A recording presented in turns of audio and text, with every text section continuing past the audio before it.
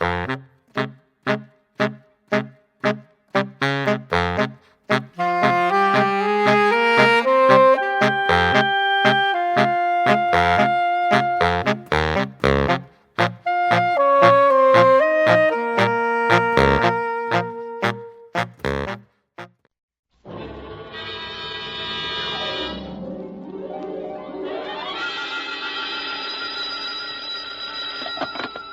Spade Detective Agency. Ahoy!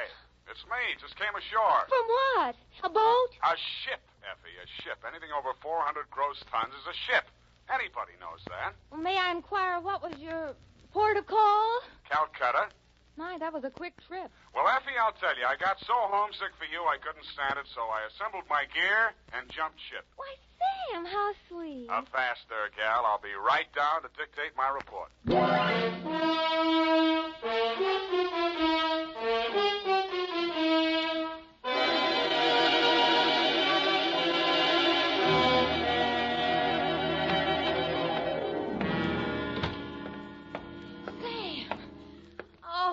You are alive. Bon voyage, Effie. I've been worried sick. Where have you been? On my way to Calcutta, sweetheart, where the dawn comes up like thunder. Sam, what are you talking about? Calcutta? And the flying fishes play. Ready, Effie? Sam, why did you want to go to Calcutta, of all places? I didn't, Effie. I hate Calcutta. I was Shanghai. To, Mr. Philip J. Fogg, purser, SS Lurene. How do you spell that, Sam? Lurene. Oh, that's pretty. Sam, how could you be shanghaied in this day and age? I mean, isn't it against the law? Stow it, Effie. You're pumping bilge water. Sam, I am not. From Samuel Spade, license number get 137596, when you have the time, regarding the Calcutta trunk caper. Dear Mr. Fogg, the following report will explain the enclosed voucher, which is a claim against your company for the amount of $500 and no cents. It will also answer any questions you might be asked concerning the recent unpleasantness on board your ship. It all started yesterday morning in San Francisco when my secretary announced briefly and caustically that there was a lady outside who wanted to talk to me. I judged that she was worth talking to. She was. Your secretary let me in. Well, I'm glad she did. What can I do for you? I'm Marcia Hopkins. I see. Mrs. Marcia Hopkins. I see. However, my husband is dead. I see. It's about my sister that I've come to you, Mr. Spade. I'm dreadfully worried about her. Who's your sister? Miss Constance Pendleton. And she's become involved with a ne'er-do-well, a completely worthless scoundrel, and a real foreign bluebeard. All three? It's one man, Mr. Spade. A Bulgarian, Major Andrea Rodnik. They're going to be married this afternoon, and I'm positive that his only interest is in her money. I'm convinced that he's going to kill her soon after the ceremony. He's done it to other wives in Europe. I've warned Constance and pleaded with her, done everything I could to stop it. But she's completely infatuated with him and refuses to listen to me. Mm-hmm. What do you want me to do? Prevent the marriage if you can. Get the truth about Rodnik's background and face Constance with it. Oh, Mr. Spade, in some way you've got to make her realize the seriousness of the situation. He's a ruthless character. Well, do what I can, Mrs. Hopkins. Oh, thank you, Mr. Spade. Oh, I've felt so alone and helpless until now. Oh, really? But you will do everything you can, won't you? We've got to save her life.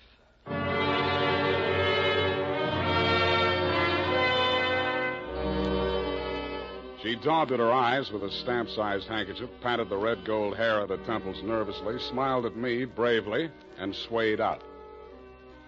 By telephone, I learned that the Vrodnik-Pendleton marriage license had been issued 4 days before, and that on the same day, Constance Pendleton had withdrawn a savings account to the tune of $45,000. I'd always wanted to, so I did it. I called at the Bulgarian consulate. What can I do on you? What do you know about Major Andrea Vrodnik? Ha! Andrea Vrodnik! On him we have hate, great sadness, with shame for the ground that walked under him. Oh? Ha! Andrea Vrodnik! Why is he so popular? On the devil he is driven without horns. 6 women he has killed. 6 times he has insulted the police of Europe by refusing to confess. We have proof of the murders, but never can we prove the proof. On him Yeah, sometimes it goes that way. Never do we find the bodies of the 6 women. Only their money in the name of Andrei Rodnik. My pardon. Well, think nothing of it. You're just upset on you. You're interested on him. Why? You go to Europe? No, Rodnik comes here. Here on San Francisco. He marries again. So I'm told. Oh, by all the means, you must prevent it. Go to him, brave man. You do the world a service. Make violence on him. Even do you hang for it. Your name will live.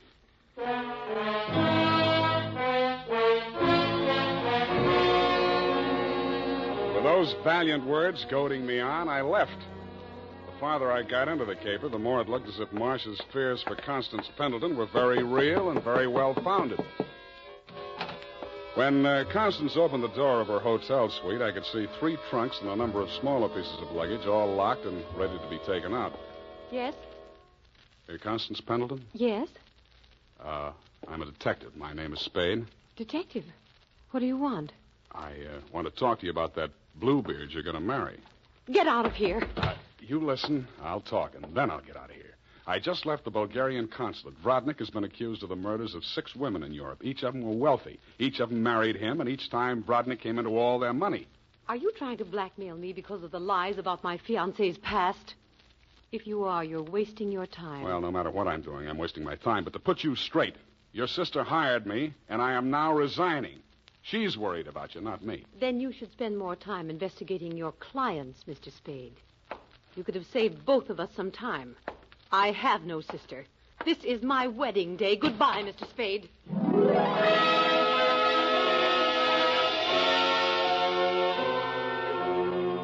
As I left the room, I maintained the stern facial expression I reserved for moments of great shock. But once outside the door, I allowed myself to be carried on the wave of rage and embarrassment for just a minute, and I kicked over 2 potted palms.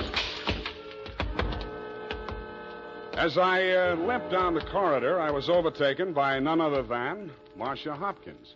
Did you see her? Let's talk about you first. Did you stop the marriage? Why did you really want that marriage stopped? But I told you. You told me you were her sister. Oh. She said she didn't have any sister. All right, Sam, I did lie to you about that. But I'll tell you who I really am. I don't want to know who you are. I don't ever want to know. All I want from you is my honestly earned fee and a brief but permanent goodbye. Oh, no, Sam, please listen to me. We've got to save that girl. I have $500. That's all I have. Would it be enough? What's your real name? Marshal Rodnik. Yes, he's my husband. I've been married to him for 10 years. We've traveled all over Europe, and I never knew where the money was coming from. He left me at times for 2 weeks or a month, and then when he'd come back, there'd be more money. I just realized that that's when he must have been killing those poor women. And I know that's what he's going to do this time. I just can't stand it. You've got to protect her. That should be easy. We'll let him get married and meet him at the door with a bigamy warrant. Then you will see me through this. I might. Oh. In my bag, there's $500. Take it. If we can't stop the marriage, then don't let him out of your sight. Not even for a minute. He's a beast, Sam. A beast.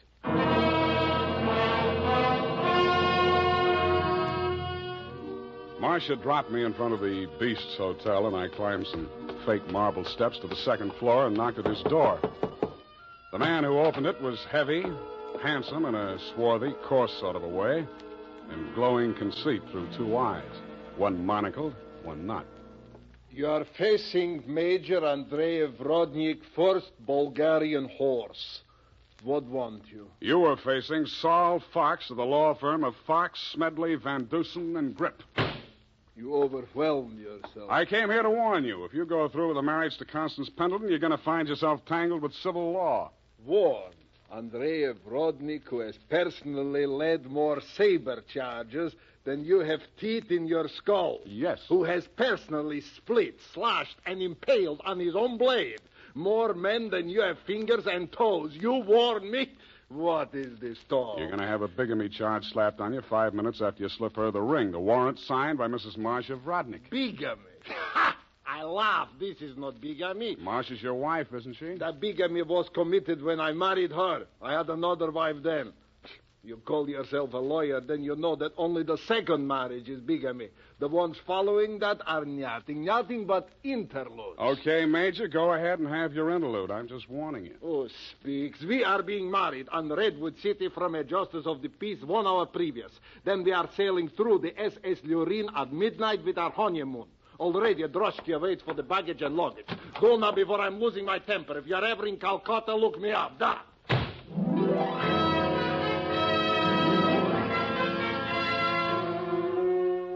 I could see the direct approach was getting me nowhere, so I decided to proceed by stealth. I waited outside the building, and when he left, I tailed him. He made 4 stops. At a second-hand store, a hardware store, a surgical supply house, and an undertaker supply house.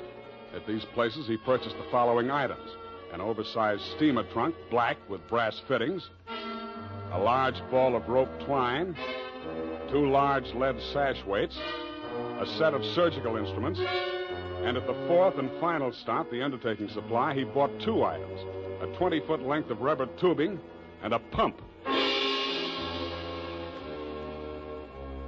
He returned to the second-hand store with his other purchases, put them inside the trunk, and ordered it sent up to Constance's hotel immediately, and thereupon it took himself to the same place. Marcia was waiting in the empty lobby when he went in.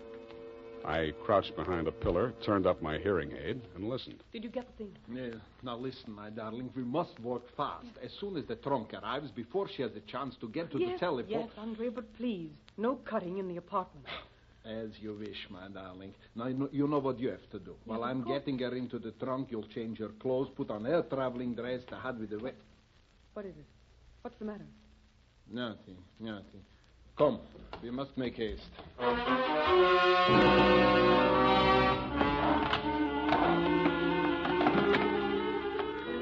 They made haste to the elevators, and I made haste to the row of house telephone booths around the corner and called Constance's room. Hello? Mrs. Rodnick? Speaking. Listen, get out of that room right away. Don't take the elevator. Go down the stairs. Who is this? What are you talking about? I haven't got time to explain, and you haven't got time to listen. All those stories about your husband are true. He's going... Hello? Hello? Are you still on the line? My hand clawed out to the door handle, but I couldn't reach it. I felt as if the walls were closing in around me, and just before it got dark, I had the crazy notion that I was inside Brodnick's big black trunk with the brass fittings. I could still hear Constance's voice way off in the distance, somewhere in the direction of Calcutta. I tried to shout to her, to warn her, and then the lid closed over me.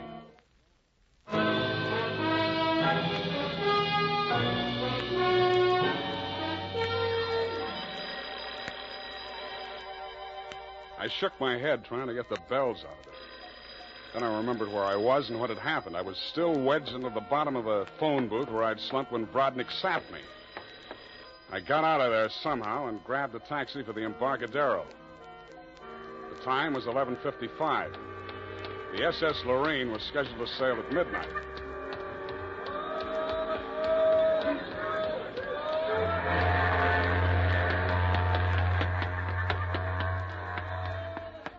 I was no sooner across it than they hauled up the gangplank and the ship started moving out of the berth.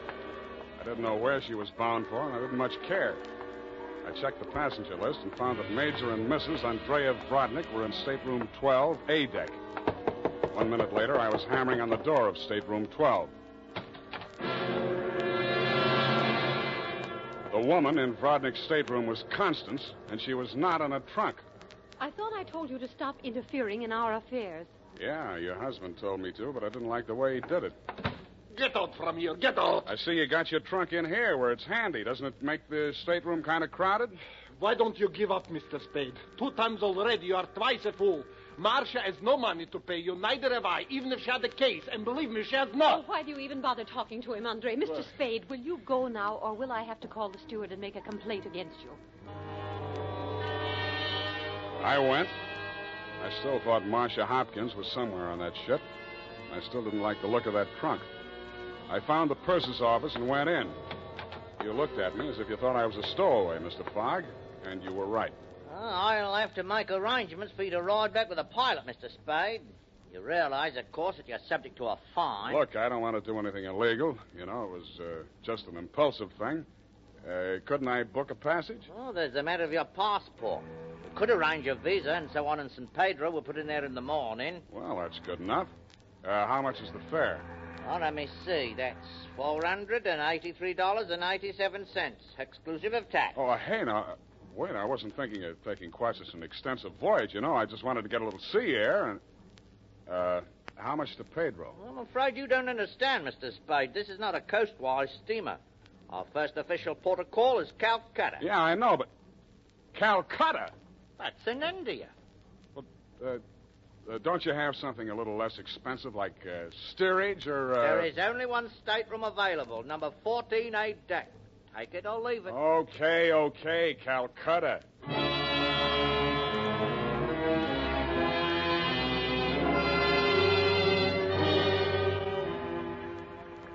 After buying my passage to Calcutta, I had exactly 12 cents left. This I gave to the steward who showed me to my stateroom. He thanked me, kicked me in the shins, and left. Out on deck, a tall, red-nosed old gentleman in knickerbockers and a yachting cap was taking a turn around the deck. With him was a face I'd seen in the morning lineup down at the Hall of Justice a dozen times. He was a hotel thief by profession, name of Norman Gorman. He knew me, too, but he didn't give me a tumble. I fell into step with him. Ah, sea air. Nothing like it, am I right? Yeah, I guess it's okay, but there's so much of it. Bracing, salt spray. Nothing like it. Oh, hey, Norman, my lad. I hate it. I hate boats. Suppose there was a fire on board. Fire? Oh, ridiculous. This your first voyage to the Orient? Yeah. The inscrutable East. You've made this trip before? Oh, yes, indeed. I've worked this line. Yes, indeed. I make this voyage very often. Business interest out in India. Tea, you know. Runs in my family. Sturgis's Golden Orient in the little yellow package. Ever tried it? No, I never indulged. Huh? Don't drink tea. That's ridiculous. Commodore, I need a drink. I ain't happy. Suppose there was a fire on board here. Well, let's all have a drink. Yeah, suppose there was Shall a we? fire. Come on, I'll shot you to a drink, sir. Not me, Commodore. I just remember this is Fire Prevention Week.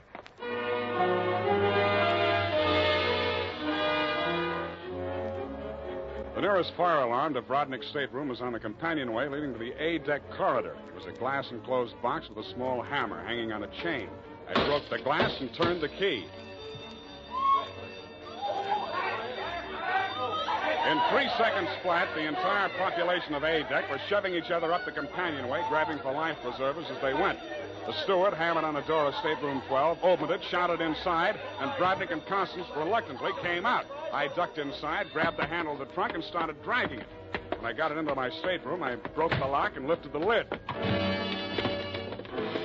It was Marcia, all right. There was just time to see that before the stateroom door flew open and the ship's officer stuck his head in. I didn't move at you. Didn't you hear the alarm? Why, no, I didn't. What's wrong? Never mind that. Here, take this life preserver. Get going now. Okay, Come okay. on. Don't touch me. It makes me nervous.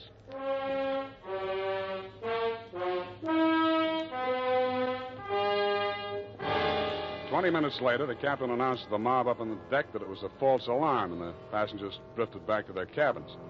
I tried to look casual as I unlocked my stateroom door and walked in.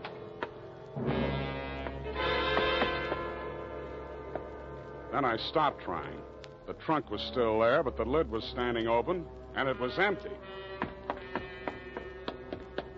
I went down to B deck and found the cabin occupied by Norm and the Commodore.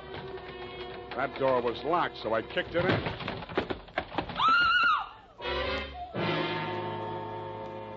You could still see the marks on her wrists and ankles where the cord had been. It was the girl I had seen in the trunk. It was Marcia Hopkins, and she was very much alive. Oh, I'm sorry. I thought it was... Oh, what am I going to do?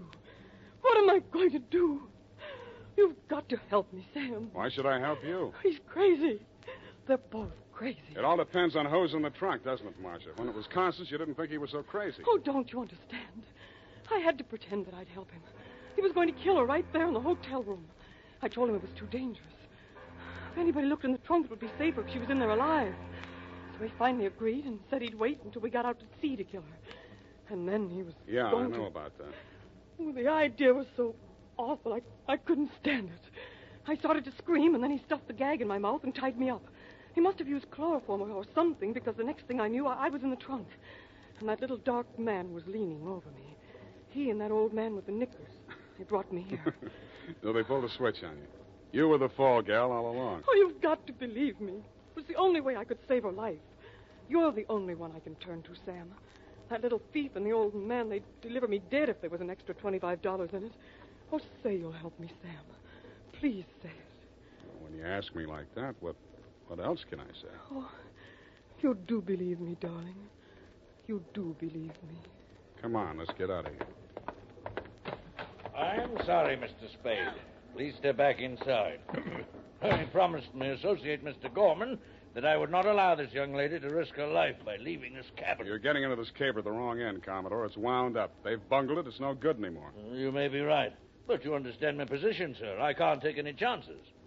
You've talked to Mr. Gorman? Norm? Yeah, I talked to him. He took you into his confidence? Stop making with the pistol, Commodore. You don't know how to use it anyway.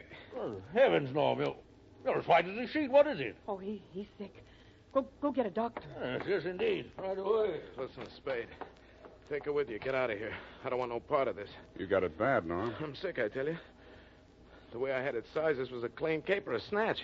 I figured the dame here's an heiress or something. Maybe they drop her off in L.A., connect some ransom, and go on. I figured there was enough for all of us.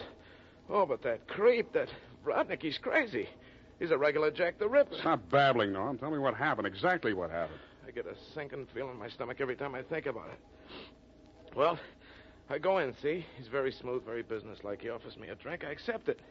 He mixes a couple of highballs for me and the dame, then he starts talking. I guess she don't know all about it before this, because she gets just sick as I do. First, I think he's kidding. Then he drags out this set of cutlery like a doctor uses to operate on people. Only he's got something else in mind. The porthole, you understand? Oh, please. I don't want to hear anymore. Being as it's you he has in mind, I don't blame you.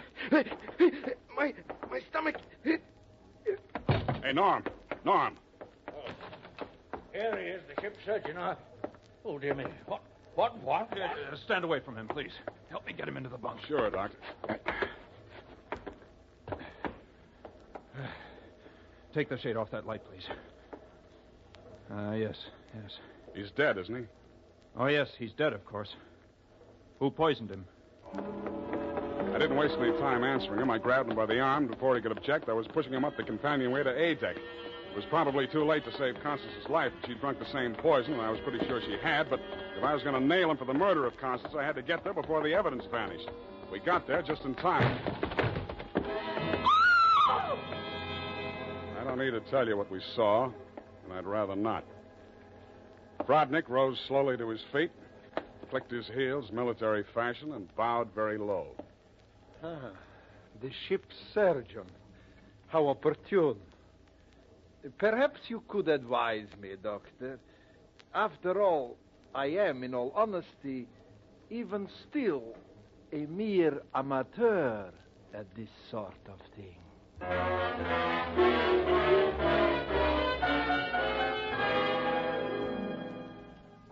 After Rodnick had been taken into custody, we took another turn around the deck. It was daylight, and the ship was lying to off San Pedro. This time, the fresh air really felt good, and so did Marcia. It's all over, Sam.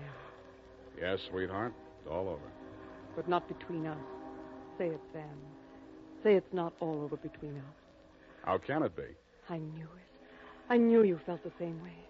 All my life before, it's been like a terrible nightmare. Never really happened. But it did happen, sweetheart. Oh, but you can forget it, darling, can't you? Please forget it. I'd like to, Marcia. I really would. Hold me close, Sam. Never let me go. You're beautiful. Is that all, Sam? Nothing else? Yeah, lots else. That's why I think we better say goodbye right now. Because when I feel like this, I get foolish.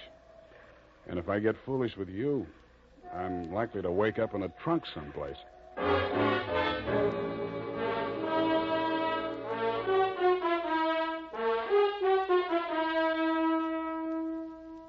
And that, Mr. Figg, is the true account of the Calcutta trunk caper. It was My voyage was interrupted through no fault of my own. I trust you will advise your company to refund my passage minus the one-way trip to San Pedro.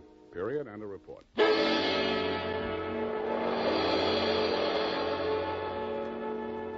Sam Spade is played by Howard Duff. Listen now to The Adventures of Sam Spade, starring Howard Duff in The Convertible Caper.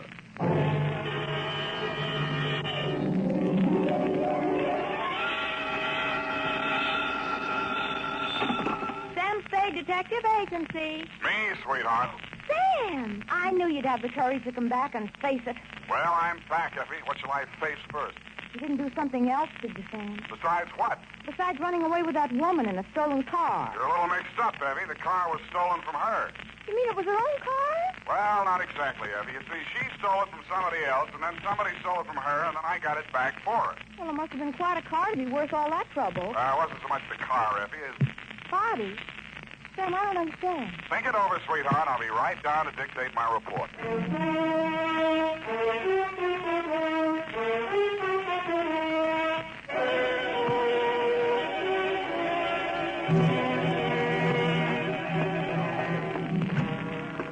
Oh, Sam, look at you. Can't you take no for an answer? And just what do you mean by that, Miss Perrine? Those claw marks on your face. Wrong again, sweetheart. She said yes, I said no. Hence the scratches. I knew she was that type the minute she walked into this office. That ankle bracelet and green nail polish. Green nail polish. Well, puce colored. This one goes to homicide, Effie. Oh, not another murder, Sam. What else? To Detective Lieutenant Dundee from Samuel Spade with license number 127596. Subject, the Convertible Caper.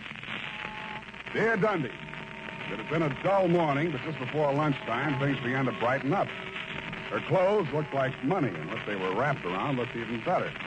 She eased herself into the chair I pushed up for her, rattled about $1,000 worth of charm bracelet at me, and after she'd arranged her legs, mouth, and eyes to our mutual satisfaction, she allowed me to hear the sound of her beautiful voice. I do not know whether you will be interested in my case or not, Mr. Spade. Put your mind at rest, Miss Estrada. Miss Estrada. Who knows? Perhaps I am merely a waste of time. My time is your time as you stay in the States, Miss Estrada.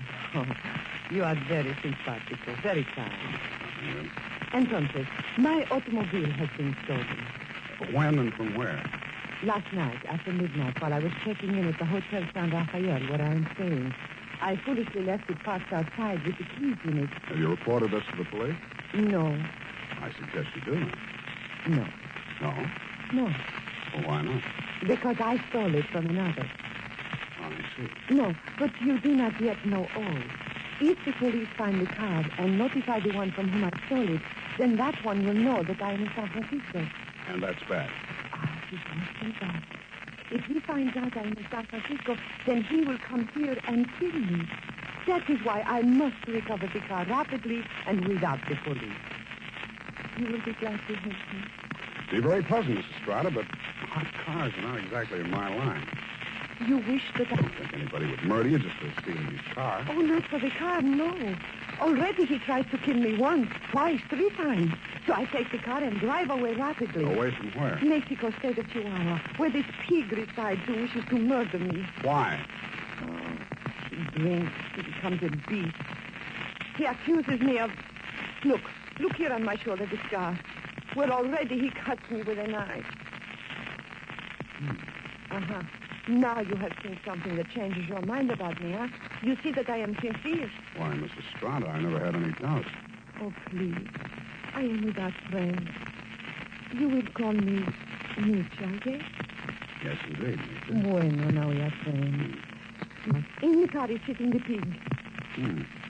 Hey, what's this pig's name? Pig is the only name I will honor him with. Pig. What make of car is this? Leonza. You know this kind of car? Yeah, it's a foreign car. I've seen a few around. This must have set the pig back several $1,000. Huh, he steals everything. Listen, my darling, please notice. Around here is pink with blue fenders. Not anymore. That's the first thing a car thief changes, the paint job. Any other distinguishing marks? Distinguishing marks? Yes. I would think. It has a radio. You don't say. Uh-huh. And it has 2 windshield wipers. Uh-huh. Well, I'll buzz around, meet you. If I find anything, I'll let you know. My fee is... Yes. Yes, that is something else. I have no money. Oh, that's great. That's just great. But I am sincere. You said so. Look, my darling, take this. It is worth very much. See? This little charm alone. Platinum set with diamonds. Worth very much. You will keep it until I pay you, eh? Adios, Father. Hasta la vista. She thrust the charm bracelet into my hand, bit me on the ear, and departed. I put a Band-Aid on it, ran some cold water over my head, poured myself a stiff slug of bourbon, and examined the bracelet. The dangle she'd pointed out was a white metal disc with a monogram in diamonds, 2 vertical bars with a horizontal one on top. It was the Greek letter pi or the initials PT, depending on who had stolen it from whom. I knew it was at least worth my fee. I dropped it into my pocket and went out. My first stop was over on Mission. The sign on the building says, Masterpiece Auto Painting, Joe Rembrandt, proprietor. Sam, long time no see. Hello, Joe. Got something you want painted? No, but I think you may have painted something I want. Sam, you know me. They drive them in the front. We spray the paint on them and push them out the back. No questions asked. That's quite a turnover, Joe. Yeah, we're going big time. Got the exclusive now for the syndicate work in the hill. Is that right? Yeah. What are you looking for, Sam? A murder car? Could be. It's a custom job, foreign car, Deonza. Hey, here's what it looks like. Yeah, convertible. Sure, come in this morning. 2-color job. Which 2 colors? Canary yellow body, baby blue fenders. Yeah, quite a car, Sam. Quite a snazzy heap. Heap, huh? Yeah. Is that what you want to know? It was. Happy Herman Heap was one of the biggest used car thieves in the city. As I got off the streetcar in front of Happy Herman's lot, a flash of canary yellow paint caught my eye. I strolled down between the rows of cars and found it. Yes, sir, Heap's the name. Happy Herman Heap. Every car on this lot is in perfect mechanical condition. Take your choice. Kind of hard to choose, Herman. There's so many here. Yes, sir. It takes a heap of heaps to make a heap of heap. Yeah. That yellow job with the blue fenders there? Oh, yes, sir, but the motor in that car, it does need some work. Now, over here... Does it run? Oh, yes, it'll run. But over here... This is more what I want. Let me try. Sounds all right to me. Oh, idling, yes, but needs some work in the transmission or the differential. Mind if I drive it around the block? Well, the mechanics are just about to work on it. Besides, I'm afraid this car is more than you'd care to invest. Well, let me try it out anyway. Here, I'll leave it a deposit. I reached in my pocket for Meech's charm bracelet. He took one look at it, and his expression changed. Well, why didn't you say so? No deposit is necessary. The car's yours. Drive it as far as you like. Thank you, Herman Heap.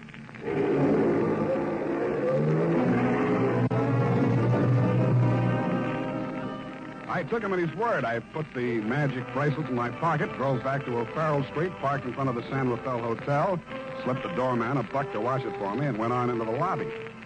The desk clerk said that Senorita Estrada had checked out 30 minutes before, leaving no address. I found the house dick in the bar and asked him for a rundown. Yeah, I remember her, Sam. Very nice dish. Any callers, Tiny? Yeah, 2 guys. Yeah? They went out when they came. Ain't been back since. Who were they? You won't believe it, Sam. One of them was Tom Carey. What's he doing in San Francisco? He's wanted for murder. And I don't know, but there must be plenty in it if you brought him back across the border. He's staying here? Yeah, room 613. Uh-huh. Do me a favor, will you, Tiny? Anything at all, Sam. There's a car parked outside in the loading zone here. Stow it in the hotel garage for me, will you? Upstairs, as far out of sight as you can get it. I went upstairs and rang the buzzer at room 613. The door was opened by a little dark-complected man with hard eyes and Indian features. There was a mean-looking knife in his hand, but he put it away at a nod from Tom Carey. How'd you find out I was in town? Not from Meecha. I don't know how much she told you, Sam, but if she told you this much, she was 11. It's $1 million caper. And you know some of the things I've done for less. What's in it for me? What'd she pay you? Nothing. She left this charm bracelet in Hawk. Now, boss, I caught him now. Shut up, Parker. Give me that bracelet. Mine. Watch it, Tom. Don't crowd me. I got something bigger than this or you wouldn't be here. All right, Sam, what do you want? I want to hear you talk. I guess you know I've been down Mexico way. I'm listening. I got a little business down here, garage business. Running hot cars across the border from the States? We cool them all. Little body work and his serial number, like plastic surgery. Sounds like a good business. You shouldn't be neglecting it. You met the dame. She says you want to kill her. I was off my trout. I scared her. I didn't mean anything. I thought I could scare her into sticking around. I'll let Parko nick her shoulder a little bit. Oh, just a little bit. Yeah. I figured her wrong. I know that now. If I could see her for 5 minutes just to talk to her, I know it'd be okay. I can't help you, Tom. I want to talk to her myself. Listen, she hasn't got a penny, only that car. She figures I'm peddling that. Not anymore. She already stole it? Some car thieves took it. She hired me to trace it. Listen, Sam. Maybe broke in a strange country, I'd look good to her again. Here's $1,000, Sam. Oh, this is so sudden, Tom. Nothing. When you see her again, give her that bracelet back, yeah? It was a present from me. And whatever you do, don't find that car. Okay, Tom, that's a promise. Thanks, man. Only one thing I don't understand. You said it was $1 million caper. I meant that. She's worth $1 million to me, Sam. The girl, Tom? Or the car? Oh, I wish you hadn't asked that question, Sam. I really do.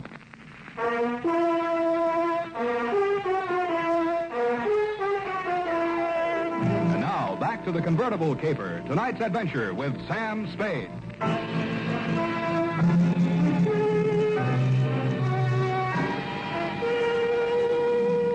When Tom Carey said $1 million caper, he meant just that. He never risked a rap for less than $100,000, and no dame that ever lived was worth more to him than a hot mink coat. If Meacher wasn't the $1 million package, the car was. I didn't know what was in it. With Tom, it might be diamonds, dope, smuggled Chinese, or just plain money. So I went back to the hotel garage. Number 1279. I climbed the long curving ramp to the second floor and found the canary yellow De Anza convertible crowded in behind 4 ranks of cars at the rear of the building. I started to work on it. Nothing in the luggage trunk, nothing under the seats, under the upholstery, and the door panels, nothing anywhere. Then I got Tiny Stover, and the two of us went over it a second time. It's a cold lead, Sam. It's not, I know it's not. Now think, Tiny, what's different about this car? Well, solider built than most. Good body work. I don't know. Hey, here's something. What? There's a hole punched out of this fender over here. About the size of a quarter. Let me see that. Yeah, right here. It curves under, see? Uh-huh. Yeah. What's that you got? Charm bracelet. Did you say this dangle on here was what was cut out of that fender? Let me see. It fits. Fits even the curve. Yeah. What does it mean, Sam? The dangle on the bracelet is solid platinum. Hey, Sam, are you trying to tell me the fenders on this heap are solid platinum? You got a pocket knife, Tiny? Yeah. Thanks. It shines. Sam, is this a hot car?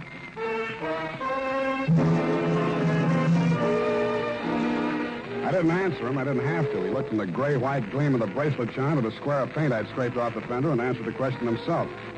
Meach's convertible was convertible in more ways than one. It was about the hottest car in San Francisco as of that moment. After I'd left the garage, I tried to phone Tom, but he wasn't in. I had an uncomfortable feeling he was out looking for me. He was. As I stepped out of the phone booth, there was a rush of air past my left ear. A knife stuck in the wood, less than an inch west of him. I came out in the street and found to see him duck around the corner into an alley. I ran after him. I collared him and stood him up against a wall. Let me go. I cut you down. What do you know about that car? What do you know about that car? Come on, talk, or you get more of this. I don't know nothing. They don't tell me nothing. Where's Meacher? I don't know. Meacher don't know nothing either. Only Tom and... Tom and who else? I don't talk no more. They cutting you in? I don't need no cut. The boss, he pays me good. 40 pesos. Sometimes more. Work for me and I'll cut you in. I cut you to pieces. The boss treats me good. Sure, you do all the dirty work. There's any trouble, you'll take the rap. What means rap? They put you in a little room and squirt gas in you. You fall dead. Gas? Tom do this? He does indeed. Venga. Come, I take you to see the man. Su nombre es Felix. I think he will be very happy to see you.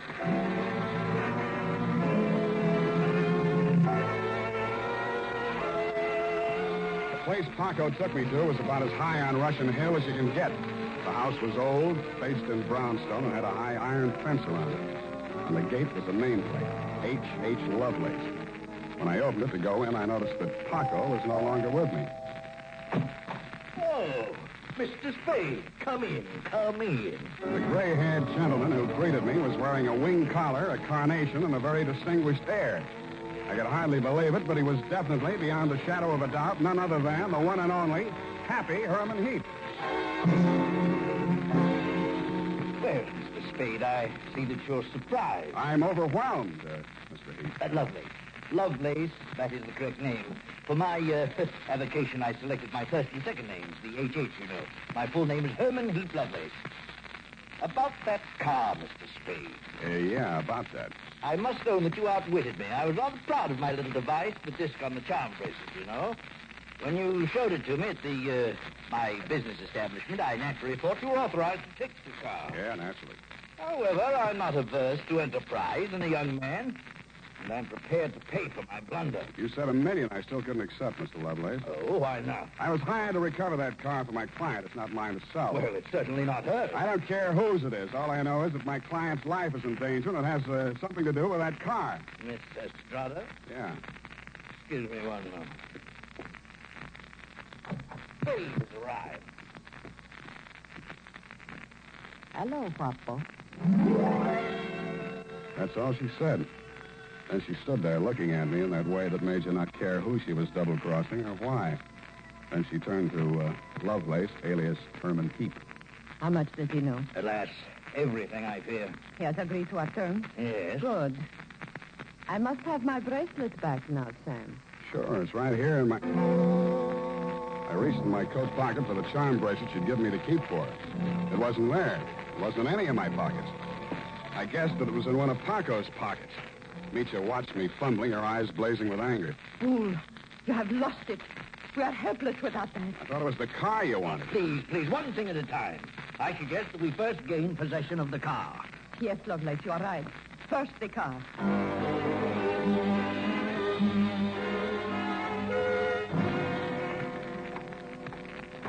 Ah, yes. This is the car at last. A princess in vulgar raiment, but still a princess. No royal coach carrying a king to a coronation ever held such riches. You talk too much. Oh, I do. Well, take your place at the wheel, Mitya. We shall drive out of here into a splendid future. After you, Mr. Spade. No, Mr. Heath. After you. Yes.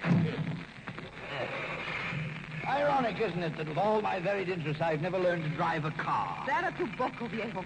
You seem kind of shaky, Mitya. You sure you can handle the car down the ramp?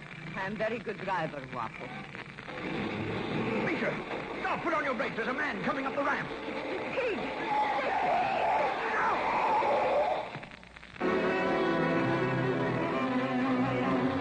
He was dead before I got to him. As I leaned over him, I saw the bracelet lying beside his hand. I picked it up and walked back to the car. Mitya and Herman Heap Lovelace were sitting in stony silence, glaring at each other. Is he dead? Yeah. Was the bracelet on him? I didn't look. Lovelace, go and frisk him. Oh, must I? It's very distasteful to me. Come, Mr. Spade. You fool. We trust this detective. Go on. Very well. Get in, Sam. Get in. We leave him here. What's the matter? Is something wrong? Oh, nothing at all. Come back here! This is an outbreak! Come back here, I say!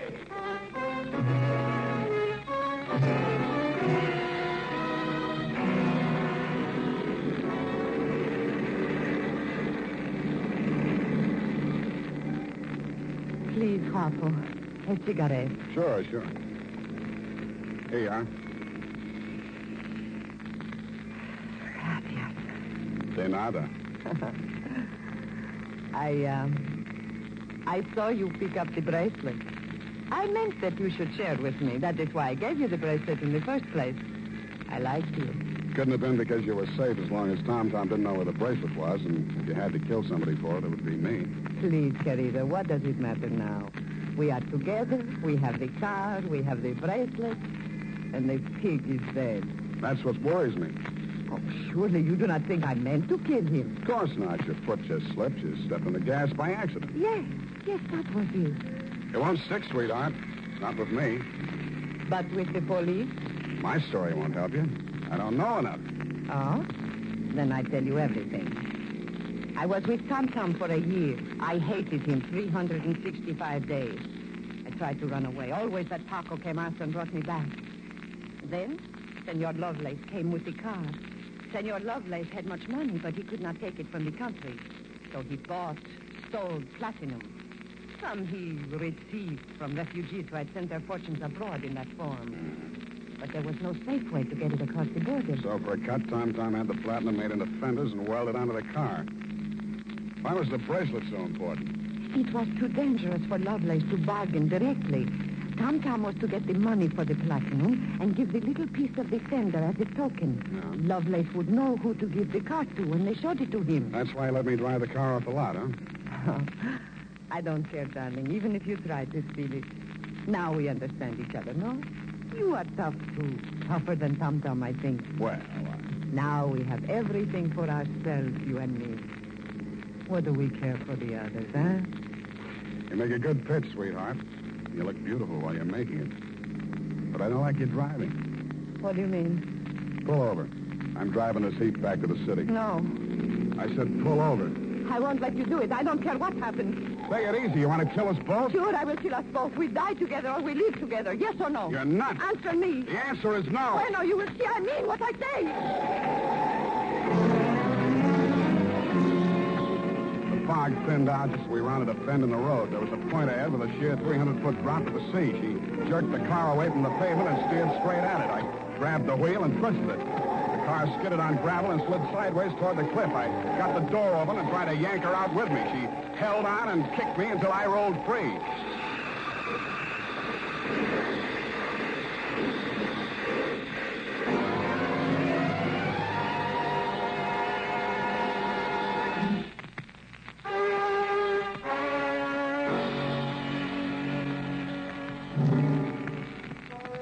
She didn't look very beautiful when I saw her for the last time. And the flashy convertible was a pile of junk. Very expensive junk, but junk all the same. I understand the federal men have confiscated the platinum and are holding Lovelace for questioning. I doubt if he'll crack. Nobody can embarrass a used car salesman. Period. End of report. Sam, do you really like this racket we're in? I hate it. So do I. But don't let's ever go into any other racket. It's a promise, sweetheart. Why, I'll never know. Don't need it. Good night, Sam. Good night, sweetheart.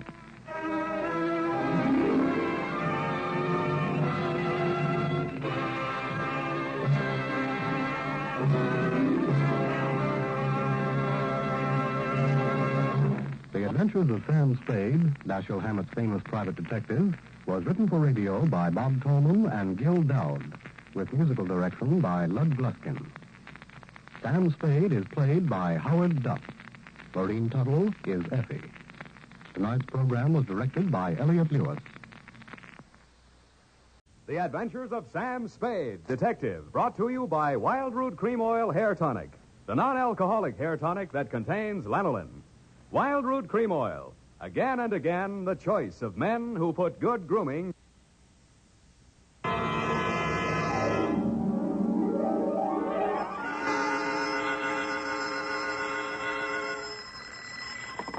Sam Spade Detective Agency. Me, sweetheart. Oh, Sam, I got it. Got what, my pet? A bank book, Sam. Well, you must advertise in the Lost and Found right away, Effie, and find the owner. There might be sickness in the family. Oh, but it's your bank book, Sam. What? Uh-huh, it has your name on it. Samuel Spade, account number 4. It's a forgery. Somebody's trying to pin something on me. Lock it up and don't touch it until I get there. Oh, all right. Did you make a lot of money on this one, too? Got the check right in my pocket, $500. Oh, Sam, we're making more money than a movie star. Well, almost. And all honestly, too. 600 last week and 500 this week. Yeah, how about that? And life gives a 3-page spread to I Spy Molten. But we mustn't let it turn our heads, Effie. No. We gotta stay in there pitching.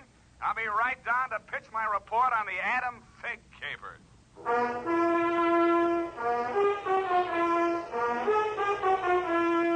Dashiell Hammett, America's leading detective fiction writer and creator of Sam Spade, the hard-boiled private eye, and William Spear, radio's outstanding producer-director of mystery and crime drama, join their talents to make your hair stand on end with the Adventures of Sam Spade. Presented by the makers of Wild Root Cream Oil for the hair. You've heard the saying, you never know until you try. Well, you'll never know how handsome your hair can look until you try Wild Root Cream Oil. See for yourself how neatly and naturally Wild Root Cream Oil grooms your hair. Note how effectively it relieves annoying dryness and removes loose, ugly dandruff. You can get Wild Root Cream Oil Hair Tonic in either the big economy-size bottle or the handy tube. Or you can ask your barber to use it on your hair. But by all means, try it. Don't delay. Get it today. Wild Root Cream Oil. Again and again, the choice of men who put good grooming first. And now, with Howard Duff starring as Spade, Wild Root brings to the air the greatest private detective of them all in The Adventures of Sam Spade.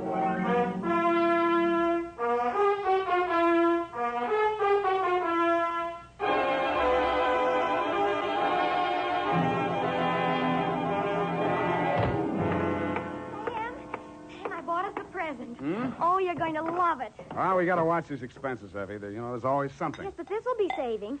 It saves confusion. It saves fretting. Mm-hmm. Now, this gadget here, what is it? It's a minorobot. A what-a-bot? It's for busy men like yourself, Sam, so you don't have to burden your mind with petty details. You see, it has this dial on it, right here. And you drop these little cards in this slot. Mm-hmm. You don't have to worry about that. That's for me to take care of. Oh, good. Then, when you come into the office, and supposing you have an appointment with Mr. Jones at 2 o'clock, and you forgot about it, you just dial 2 o'clock, and the little card pops out. And it says Mr. Jones on it. How do I remember to dial 2 o'clock? Oh. Well, maybe it's in the instruction book. But anyway, now go ahead, Sam, please. The card's right in there. Now, dial 2 o'clock. Go on, Sam. Let's see. Just like a telephone, Sam. Now what do I do? Well, give it time, Sam. It's thinking. You must have forgotten. Jones. Mr. Jones. Effie, do you think it's dead? Oh, Sam, I don't understand it. It was working perfectly. Well, I'll take it straight back first thing in the morning. You'll have to. It'll never find the way itself. You got your book, sweetheart? Yes, Sam. I don't understand. It was working perfectly. Well, that's all right, honey. It doesn't matter. Date October 5, 1947, to Hillary Exxon Esquire from Samuel Spade, license number 137596. Oh, honey, it's only a memo robot. Subject, the Adam Figg Caper. Dear Mr. Exxon, October 2nd in San Francisco was one of those days that you see blown off the calendar by a gust of wind in the movies to denote the time is passing. It was a day for scraping off the minutes with a fingernail file and wondering whether the display ad I'd paid for in the classified section of the phone book wasn't just a waste of money. It certainly wasn't the day I'd expect a leprechaun to walk into my office. He said his name was Adam Figg. He said he was the butler at Exxon Manor in Los Nidos. The limousine, Mr. Spade, is waiting to take you away. We mustn't keep them waiting, must we? Of course we mustn't. Who mustn't we? Why, Mr. Hillary, of course, sir. Oh, Mr. Hillary. And old Mr. Exxon. The old gentleman is very ill. Dr. Feig's office is down the hall. Turn to your right, second door. Well, I assure you, sir, that Mr. Exxon is the best of medical care. Your duty will be simple, to prevent his death. Do I donate blood or just frighten away the evil spirits? Oh, it isn't quite that, sir. Someone is trying to kill Mr. Exxon. He's a very sick man, and I'm sure he'd prefer dying from natural causes. Uh-huh. I get $25 a day in expenses. Here is an ample amount in advance. But you should know, sir, that the old man is a nasty, cantankerous, villainous, crooked, intimidating... $500? Please, Figg, you're talking about the man I love. Los Nidos was at least an overnight caper, so on my way out, my lovely and charming secretary, Miss Perrine, handed me a brown paper bag which contained A, one pair of socks, darned, B, one shirt, ironed, and C, the apple which she always polishes for me the night before. We arrived at your large Southern-style mansion 2 hours later. Figg!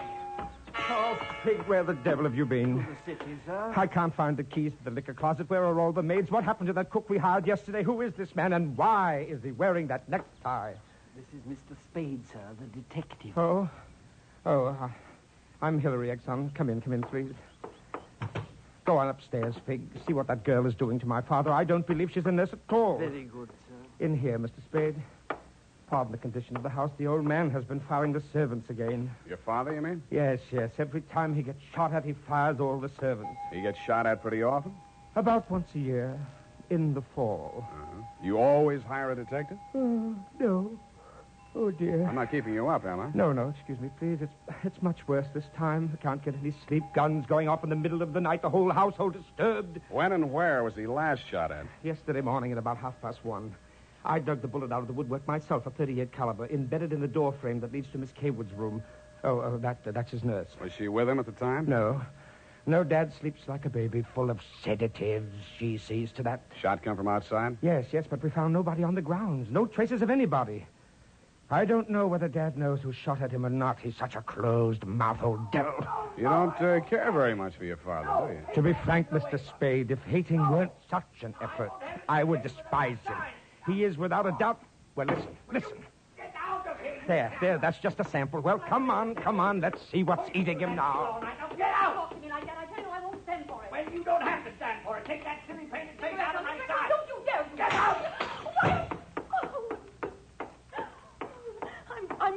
I'm quitting, Mr. Exxon. I can't stand it another minute. Yelling, screaming, throwing things at You him. must have done something to set him off. But I didn't, I tell you, I didn't. This is Mr. Spade, Miss Kaywood. Oh, a detective? Will it make you happier to know that I'm a private detective, Miss Kaywood? Well, Mr. Spade, I only hope you can prevent a murder. If there's any way at all that I can help, Thanks. I'll see you downstairs after I've talked to the old man. You'd better go in alone, Spade.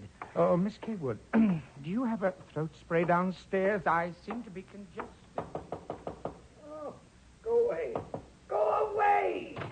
Go away! Oh, well, wasting ammunition. Well, who are you? If you're a total stranger, come on in. Well, don't be afraid, son. Come on over where I can look at you. It's hard to keep my eyes open. Oh, I mustn't do that. Oh, so you're the detective, eh? That's right, Pop. If you want to take a little nap or something, I'll come back later. What did I say just now? Come back later? No. There's no reason for you to come back later. I'll say everything I have to say right now. The shot woke me. I didn't see anything. I don't know anything. I've got a million enemies. I can't remember the names of any of them. Why don't you try to remember? I could have them checked. You're wasting your time, Sonny. In my day, I've wiped out 100 men, and I'll outlive anybody who's gunning for me now. You must be proud of your past, huh? Proud? Sonny, a past like mine is the finest thing an old man can have. I've swindled my partners and betrayed my friends. I've turned state's evidence just to see my associate get sent up for 20 years. And they say my wife died under peculiar circumstances, and I got rich off her insurance. Now I'm done talking. Do me a favor, son, please. I've got to get a half hour, 20 minutes sleep alone. You'll keep them out, everybody. Please, will you? Sure, Pop. Go ahead. Go on, sleep. Oh, thank you. That's it.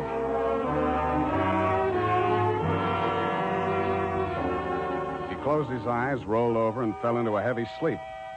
I stood there a moment, looking down at the frail, wasted old body. Then I cased the room. In digging the bullet out of the door, Hillary had done a good job of ruining any chance there might have been of proving the direction it had come from. I strolled out on the balcony. It was a pretty night. I lit a cigarette and took it in. Then I heard a door open and close softly behind me. Nurse Kaywood was at your father's bedside. She was filling a hypodermic from a small vial of bluish liquid. He didn't awaken when she jabbed it into his arm. Then she saw me standing in the doorway. She hastily dropped the medicine vial into her uniform pocket and came around the bed to meet me. Oh, Mr. Spade, thank heaven. Why, when I saw you standing there in the half night, I thought you might be... Thought I was who? Why, the man who fired the shot. There was a man?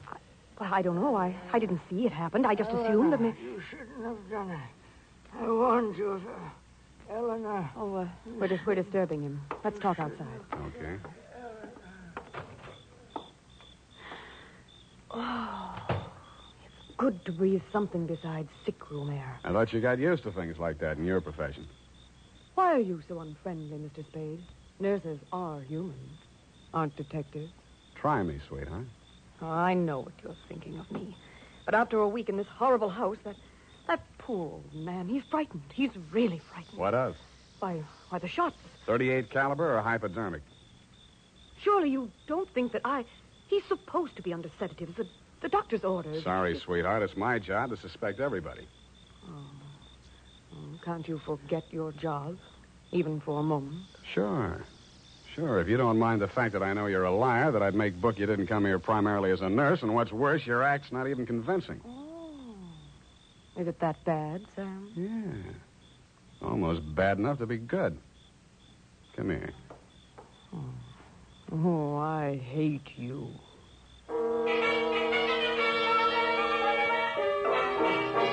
It was a very satisfactory love scene for both of us. For reasons of her own, Barbara wanted to keep me out of that sick room for a while, and she did. For reasons of my own, I wanted to get that medicine vial out of her uniform pocket, and I did. Then, as suddenly as we had fallen into love, we fell out again. After she'd gone to her room, I went back to my sentry duty around the house. Under a light on the front veranda, I examined the bottle from which Barbara had taken the injection for your father. It was labeled sodium thanatol and had been dispensed by a firm called Ibis Chemicals Limited in Cairo, Egypt. A scream filled the house, high and frenzied. I started running toward Barbara Kaywood's room. I slammed the terrace door open and found the light switch. Barbara was sitting upright in the center of a bed. Her face jerked up so abruptly that it seemed her neck had snapped. She clutched both hands to her chest and fell face down among the bedclothes, staining them with her blood.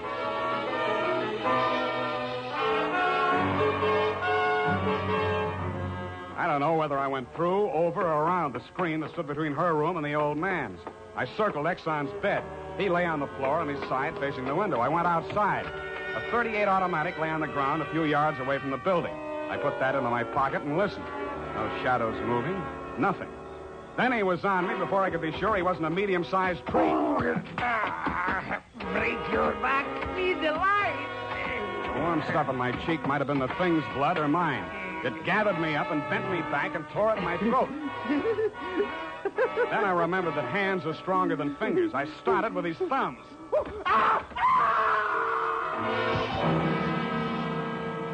He lay there for a moment, then his huge body began to twitch. He was holding his fingers and sobbing like a baby.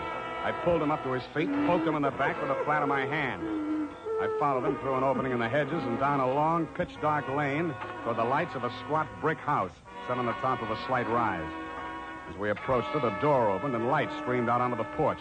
The tall man framed in the doorway was the last person in the world I expected to see. Ah, Marcus, you brought it. Oh, master, very delightful service, but how much pain in fingers. Always complaining, Marcus. Welcome, Mr. Spade. Come in, my dear fellow. Come in. I've been expecting you. The lost family fortune by blackmailing me. And if you don't remit, Exxon could have you booked for forgery, blackmail, definition of character. Oh, my dear fellow, please. This is most painful. But if I had but the original letter, I could destroy it and go back to the felt. Ah, the felt. What happened to it? That Figg, that stinker stole it. He burgled my home. Are you taking pot shots at old Exxon? Well, don't be a fool, man. I want Exxon to stay alive. I must find out some part of his life which will have an exchange value that will cancel out what he has on me. By the way, old thing, you met Miss Kaywood. Mm-hmm. At the present moment, she's milking me for $150 a day. Oh? She's supposed to goad the old man, by whatever means necessary, into talking about his past. And that information she is to bring to me. Well, that ought to be easy. Exxon brags about his past. Now, so far, I've learned that Hillary Exxon stole 2 heifers at the livestock show in Abilene in 1906. I feel for you, Captain. That wouldn't get much on the current market, would it? My dear fellow, I've a proposition to make to you. Should you ferret out anything that would be of value to me, I'll reward you handsomely. Well, maybe something can be arranged, Captain. Good, excellent. May I have your word on that? Well, there isn't much time, Captain. I'd better trot on back. I'll show you to the door, sir. And let me warn you, Mr. Spade, for your own good, should you ever hear the thrum of Ibis wings, run, flee. I assured him that I would heed his warning, bade him good night, and started back down the lane in the direction of Action Manor. Business was going on as usual. There were no shots this time, only the scream. When I got to Barbara's room, you and Adam were standing at a bedside trying to quiet her down. Well, Mr. Spade, is this the way you guard the house against intruders? Where have you been? Ask Adam. What does he mean by that, Figg? I'm sure I don't know, sir. I've not left the house, sir. What happened here? Oh, she woke up screaming. She said someone had come into the room and torn off her bandages. A nightmare, of course. Please, I want to talk to Mr. Spade alone. Oh, please go. Adam, you go, too. Please, Hillary, you go, too. Good. Some questions I want to ask you, sweetheart, alone. But look here, Spade, look here. She just had a terrific shock. She shouldn't be questioned. Well, the code of detective transcends that of the medical, Mr. Hillary. Perhaps he should have a few minutes alone with Miss Kaywood. Oh, very well, Figg. I suppose you know best. Remember what the doctor said, Miss Barbara. Not too much exertion. What happened, Barbara? Oh, it could have been a dream. Somebody was standing over me in the darkness and peering down at me. And then he started to rip off my bandages, and I screamed. And when Figg came into the room and he turned on the lights, he was gone.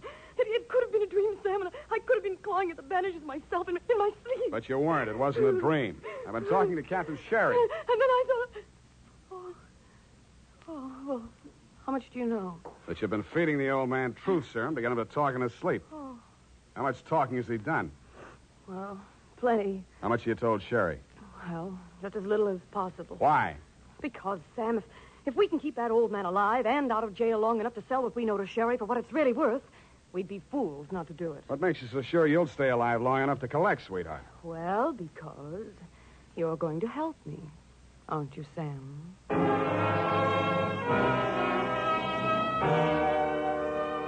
So I helped her, but not for the reason she thought. I made a lot of noise leaving her room and going to mine. Going back, I didn't wear any shoes. I slipped into a clothes press in her room so quietly that even she didn't hear me. I left the door slightly ajar and waited. Time passed, and I was stiff from standing still. It happened at about 3 a.m.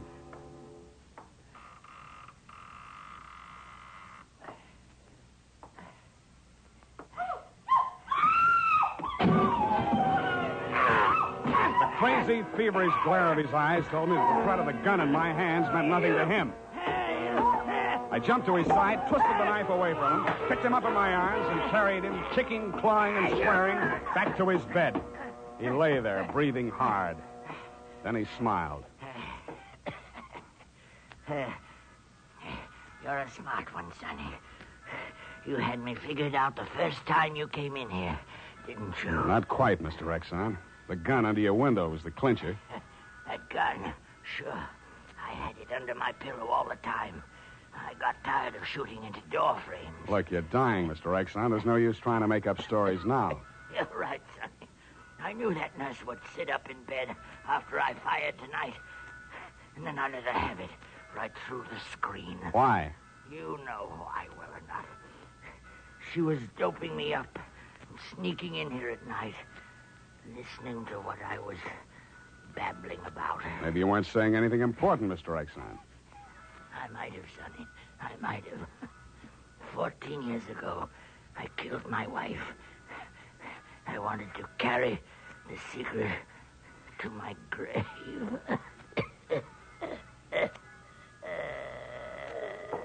You nearly made it at that. Spade! What's happened? Is he dead? He's dead. Did he say anything, sir? Did he confess anything? You must tell me if he said anything. I didn't hear him say a word. Ah, well. Yeah, Mr. Spade. Charged with a certain texture, a significant quality. There's a certain smell, yes. Ah, and omen. You can inhale it, sir. Journey thou to Nairobi on the veldt.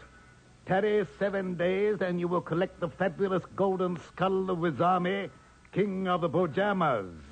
Aha! Marcus! Yes, master. Unhook the hooker. Pack the marmalade. We're off to the veldt.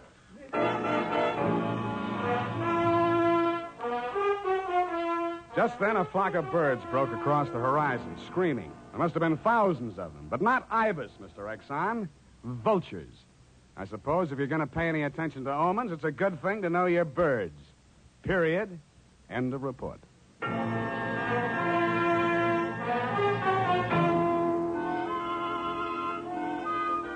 Right now, I have something to say to every man who doesn't use a hair tonic, to every man who says, I don't believe in it or I don't need it.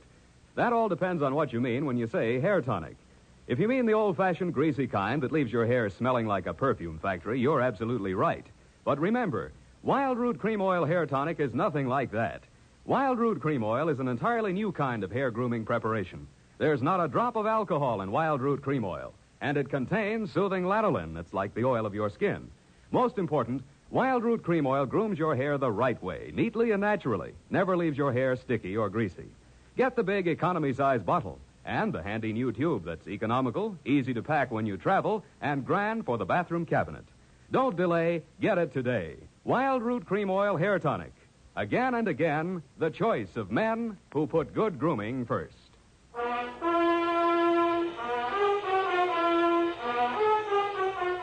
Well, Effie, we, Sam, the memo robot works after all.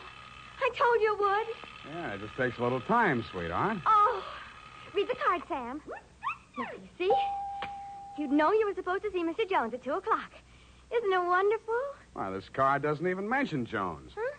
What does it say, Sam? Well, it says, journey thou to Friskin's drugstore, wager $5 on Ira W. in the third at Belmont Park. Oh, Sam, it's psychic. Tarry but a moment. Yes? Thou wilt lose $5. Oh, good night, Sam. Good night, sweetheart.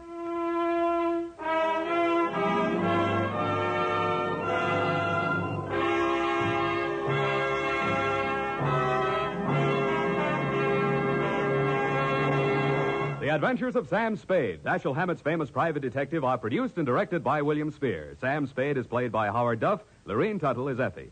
The Adventures of Sam Spade are written for radio by Bob Tallman and Gil Dowd with musical direction by Lud Gluskin. This is Dick Joy reminding you that next Sunday, author Dashiell Hammett and producer William Spear join forces for another adventure with Sam Spade, brought to you by Wild Root Cream Oil. Again and again, the choice of men who put good grooming first. Smart girls use Wild Root Cream Oil, too, for quick, good grooming and to relieve dryness between permanents. Mothers say it's grand for training children's hair.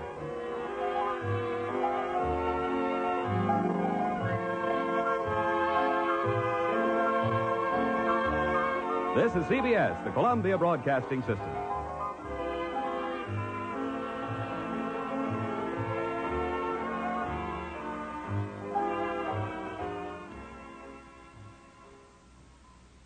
The Adventures of Sam Spade, Detective. Brought to you by Wild Root Cream Oil Hair Tonic, the non-alcoholic hair tonic that contains lanolin. Wild Root Cream Oil. Again and again, the choice of men who put good grooming first.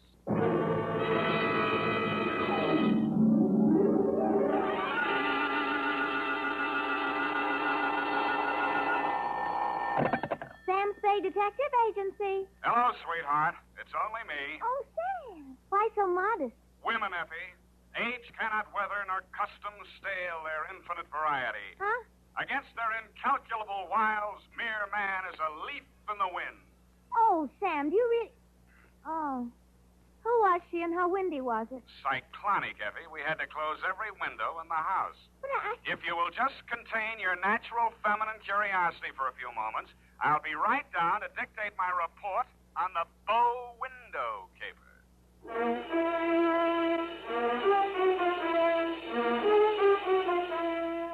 Dashiell Hammett, America's leading detective fiction writer and creator of Sam Spade, the hard-boiled private eye, and William Spear, radio's outstanding producer-director of mystery and crime drama, join their talents to make your hair stand on end with the Adventures of Sam Spade. Presented by the makers of Wild Root Cream Oil for the hair. To every man who says, I don't use a hair tonic or I don't believe in a hair tonic, I say this. Decide for yourself, but don't decide until you've tried Wild Root Cream Oil, the entirely different hair tonic. There's not a drop of alcohol in Wild Root Cream Oil, and it contains soothing lanolin.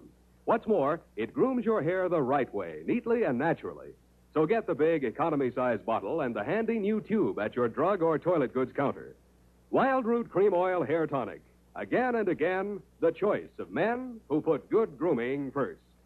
And now, with Howard Duff starring as Spade, Wild Root brings to the air the greatest private detective of them all in The Adventures of Sam Spade.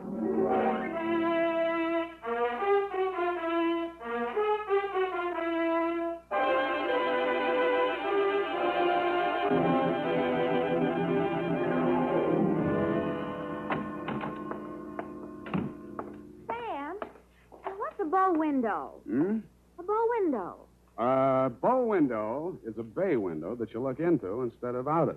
Look into instead of out. Oh. Oh, Sam. Get your book, Panther Girl, and slink on in. What was he trying to see through the bow window? Hmm? I mean, whose house was it? Her own. But if it was her own house, then why would she It look... just goes to show you, darling, what some women will stoop to. It does? Mm-hmm. There was a low window. Oh. Well, whenever you're ready, Sam. Date November 10. 9th. 9th. Correct. 1947. To Dr. Helmut Ries. I was right for once. Yeah. From Samuel Spade, license number 137596. Subject, the bow window caper. Dear Dr. Ries, I know that this report will not make pleasant reading for you, but you paid for it, so here it is. As far as I was concerned, it all started on Thursday morning when you called at my office. From your story, I gathered it had been going on for some time. You will say these are merely the actions of a jealous woman, Mr. Spade. But I assure you there's more to it than that. It must be a carefully thought-out plan to ruin my career, my whole life. In what way, Dr. Reese? She spies on my private consultations, insults my women patients. I can no longer even keep a nurse for more than a week at a time. Scenes, hysterics, outbursts of violence. I cannot continue my work under such conditions. Well, why don't you give her a divorce? Why, no. This is not her desire. If it were, it would be simple. No, she wants to bring me to ruin. She wants to see me on my knees in front of the public. Why? That is what I want to find out. Why? Doctor, I think you ought to take this case to a head doctor. I have consulted a psychiatrist. She examined her. She's perfectly competent mentally. So you see there is here already some mystery, for which one comes to a detective. How long has this been going on, Dr. Reese? Since 3 months only. But in this time, she has reduced me to utter desolation. Dr. Reese was a very good divorce lawyer right down the hall from my office. No. I discussed the matter of a divorce with her a few days back. This was her answer. You see, a receipt for the purchase of a gun. And this note in her handwriting. I hope you will not force me to use this. Esther. Yes. What do you think she has in mind? Murder or suicide? She refused to discuss it. But one thing I have noticed. Since she has bought this gun, a new development. A strange man watches my house. Several times I have caught him following me. Well, she might have hired a detective to check on whether you visit a lawyer. Perhaps it is very simple, but it is all too strange to be harmless. I half-heartedly agreed that it might be, Dr. Reese, and when your check for $100 didn't bounce, I went to work wholeheartedly. I reached your house on Pacific Avenue just as the streetlights were going on. It's a quiet neighborhood, so I could hear it before I got close enough to read the number on the door. This is nasty. Get out. Get out of this house. Get out. You have no...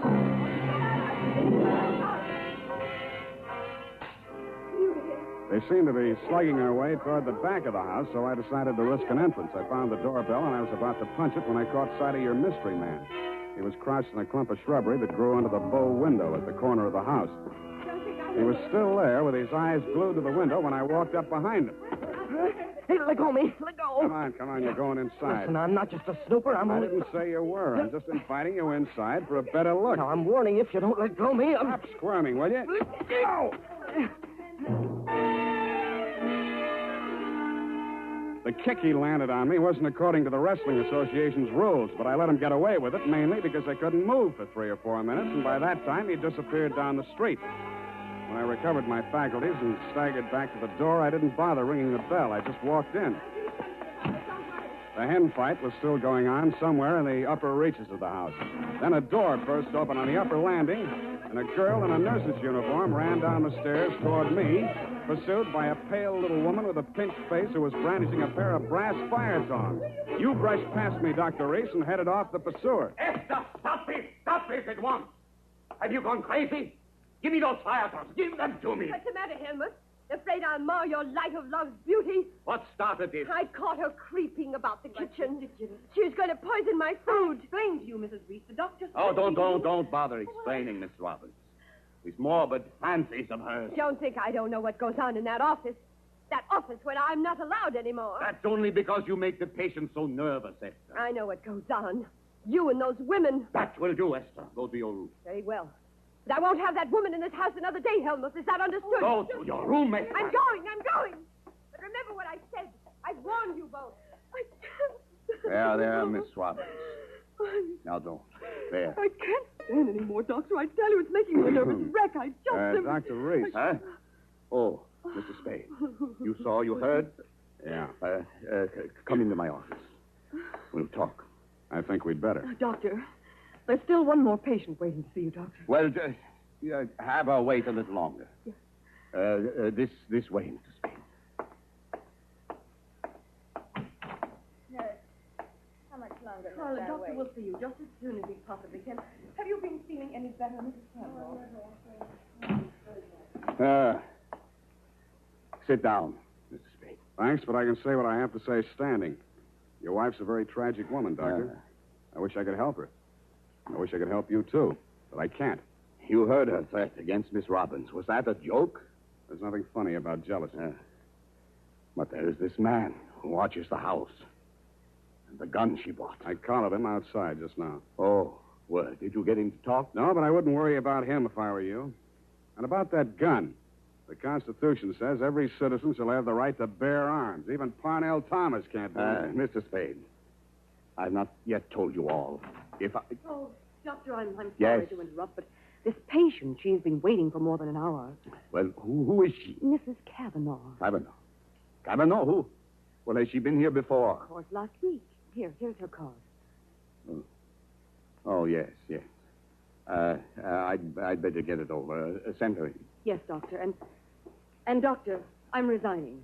I'll finish the day, of course, and then I'm through. I'm sorry. Yes, well. Very well, Miss Robbins. I can't say that I blame you. Good luck. Goodbye, Doctor. Well, I'll be going along myself now, Doctor. No. You must hear me out, Mr. Spade. I've not yet told all. If you'll just wait until I have seen this patient, please, Mr. Spade, please. Okay, I'll wait outside. Oh, I beg your pardon. I beg yours. Come on in, Mrs.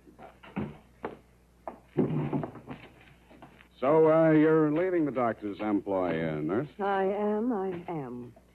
Well, Mr. Spade, how does it look from the grandstand?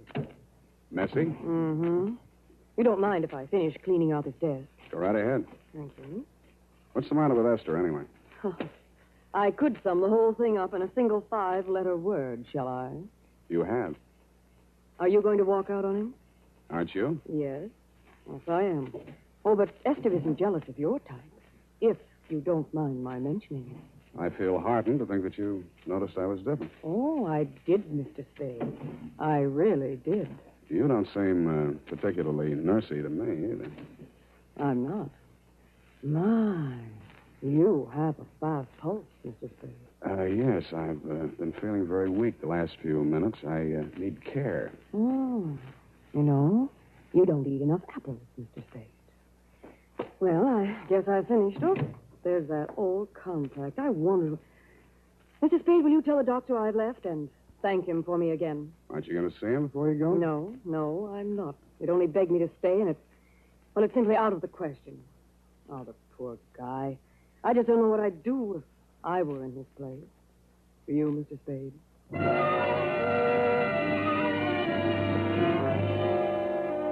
I did, and I told her. She told me I was a victim of hypertension and left me with my mouth open and no thermometer in it.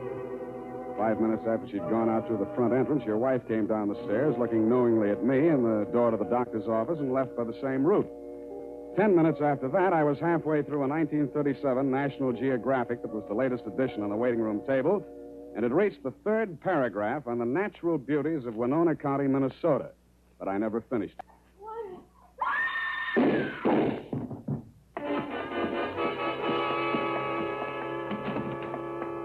The first thing I saw when I entered the room was Mrs. Kavanaugh, your patient. Why didn't he do it? You, Doctor, were standing over her, nervously twitching off the rubber glove from your right hand. You tested her throat for pulse, then listened through a stethoscope. It was purely a formality. One of the .38 caliber slugs had entered the right temple. The other had torn through the base of the skull. How did it happen? I don't know. I had completed the examination and walked over there to put my instruments away. When I turned back, she had a gun in her hand. Before I could stop her, she pulled the trigger. Suicide, of course. Why? Well, I just told her the truth, that there was nothing I or any other doctor could do for her. But she had perhaps a month, perhaps less. She had suffered great pain, of course, for some time. Uh-huh. You saw her shoot herself, you say? Yes. The gun, she took it out of my desk drawer. I'd removed it from my wife's room earlier today. I see. Well, Doctor, this is the neatest suicide I ever saw. No powder burns, and from the way she's lying, she must have shot herself in the direction of that window, at least 10 feet away. She screamed before the shots were fired and had time to fire a second bullet into her head and throw the gun across the room before she fell. Well, Helmut, at last it's happened, hasn't it? Esther, leave this room. I told Helmut one of the husbands would catch up with him. Pretty, wasn't she? I don't remember this one.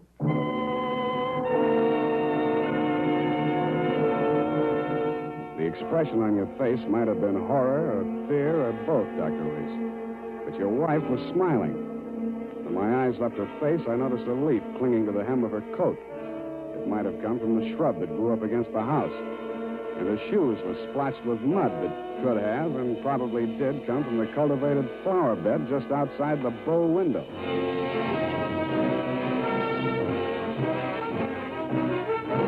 The makers of Wild Root Cream Oil are presenting the weekly Sunday adventure of Dashiell Hammett's famous private detective, Sam Spade.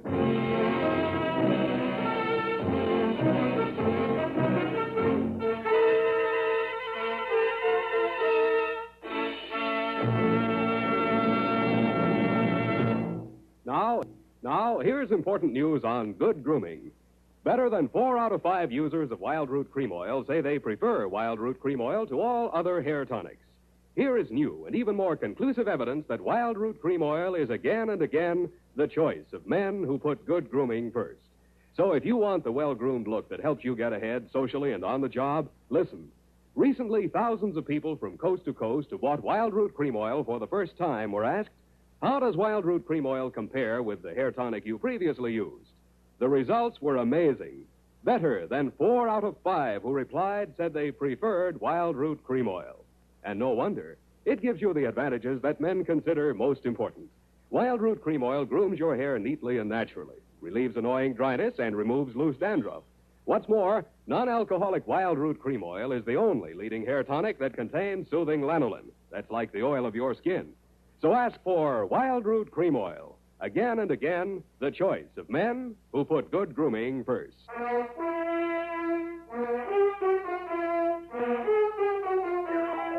And now, back to the bow window caper. Tonight's adventure with Sam Spade.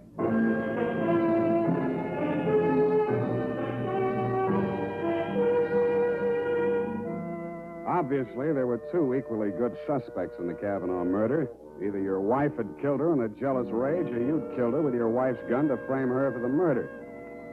I decided to let the police worry it out and went home to bed. The morning headlines were a bit of a surprise.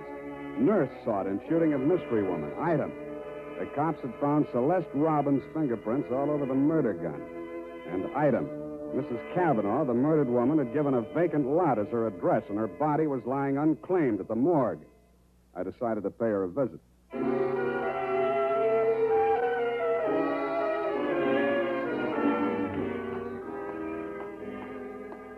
Maxie, hey, Maxie.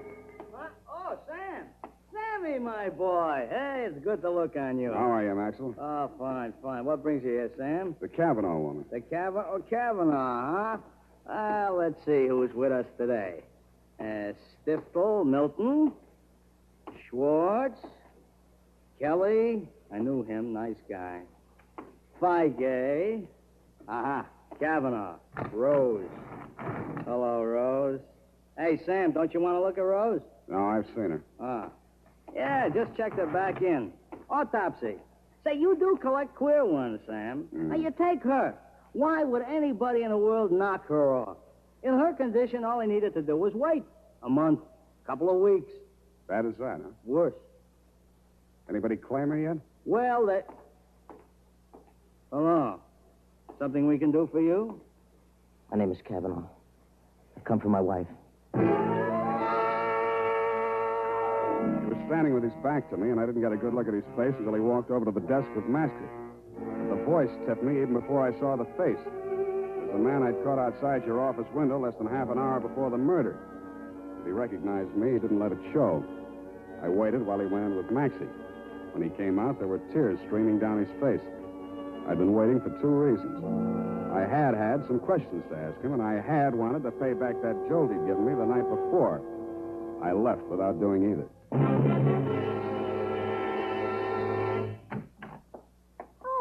Hello, Sam. Oh, sweetheart, any calls? Lieutenant Dundee of Homicide, Yeah. Dr. Reese, Mm-hmm. and there's a girl waiting inside. Wouldn't give any names.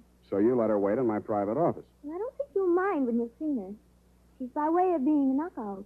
Well, thank you, Effie. That was very thoughtful of you, John. You're welcome, Sam. Sam, please don't be angry with me for coming here. I had to talk to somebody. What you need is a good criminal lawyer, Nurse Robin. Oh, no. Do you think I killed that woman? How did your prints get on that gun? And don't tell me she threatened you with it and you grabbed it out of her hand. No, I didn't. I did nothing at all. Take it easy, Nurse. Take it easy. Would you like a drink or something? No, of course. Thank you anyway. I'll be all right.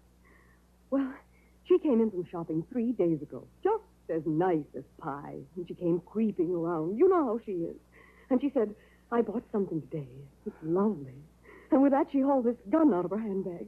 And so, to humor her, I took it and I looked at it. That was foolish. It certainly was foolish. Well, nickel-plated, ideal surface for fingerprints. And I remember she was wearing gloves. Struck me as peculiar at the time, but I'm so stupid. I didn't think of it until just now. Everything's a little peculiar about this caper. A woman who was dying anyway gets shot. Nobody even seems to know who she was. Doesn't make sense. No, it doesn't make much sense. But what should I do, Sam? Give myself up? I think you should. Yes, I thought you'd say that. All right, phone the police. You got a lot of courage. Sure you don't want a drink? No, thank you. I'll be all right. I'll be all right. Homicide. Dundee. Dundee, Sam Spade. I got the Robbins girl here in my office. She wants to check in. Oh? Well, tell her to forget it, Sam. Reese's wife just made a full confession.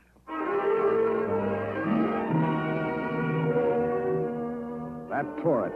In my anxiety to see how you were bearing up under the shock, Doctor, I blew $1.50 of your money on a taxi all the way out to your address on Pacific Avenue. To my astonishment, you were wearing a look of real distress. I don't understand it, Mr. Spade. This confessing, it's not like her. It's all too strange to be harmless. Dr. Reed, I'd like to talk to you alone. Do you mind, Mr. Spade? Go right ahead.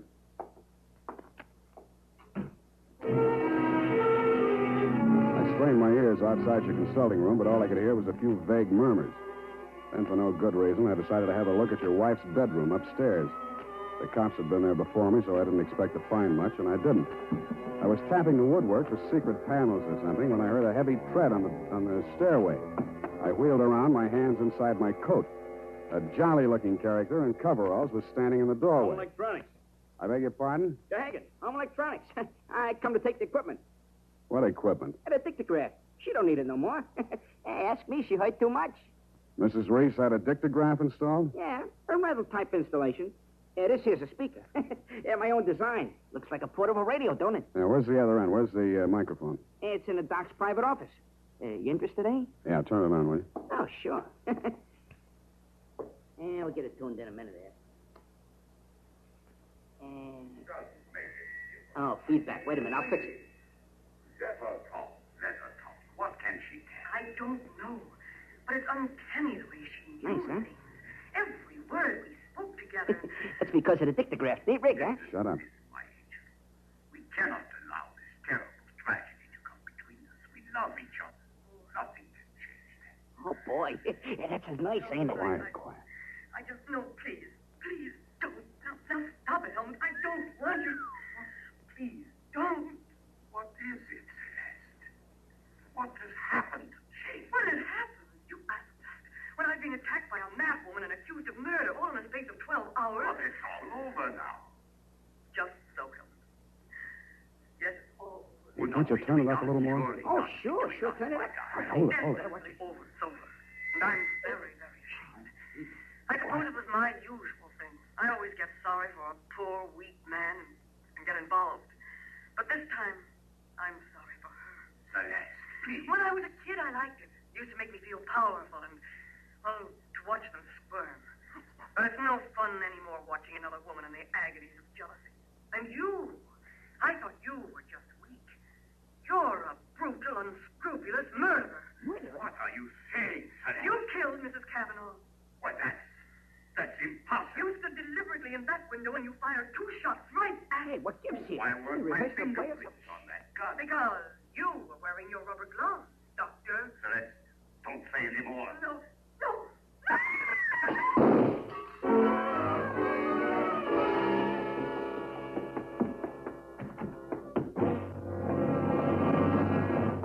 Here, help me.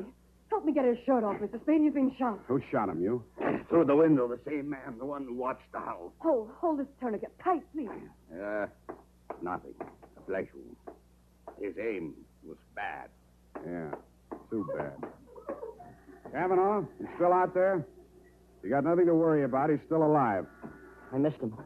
Give me a hand. Come on. That's it. I missed him. That was lucky. You're taking the rap for your wife's murder, too, if you're a better shot. He did it. He killed my wife. I was at the window. I saw him.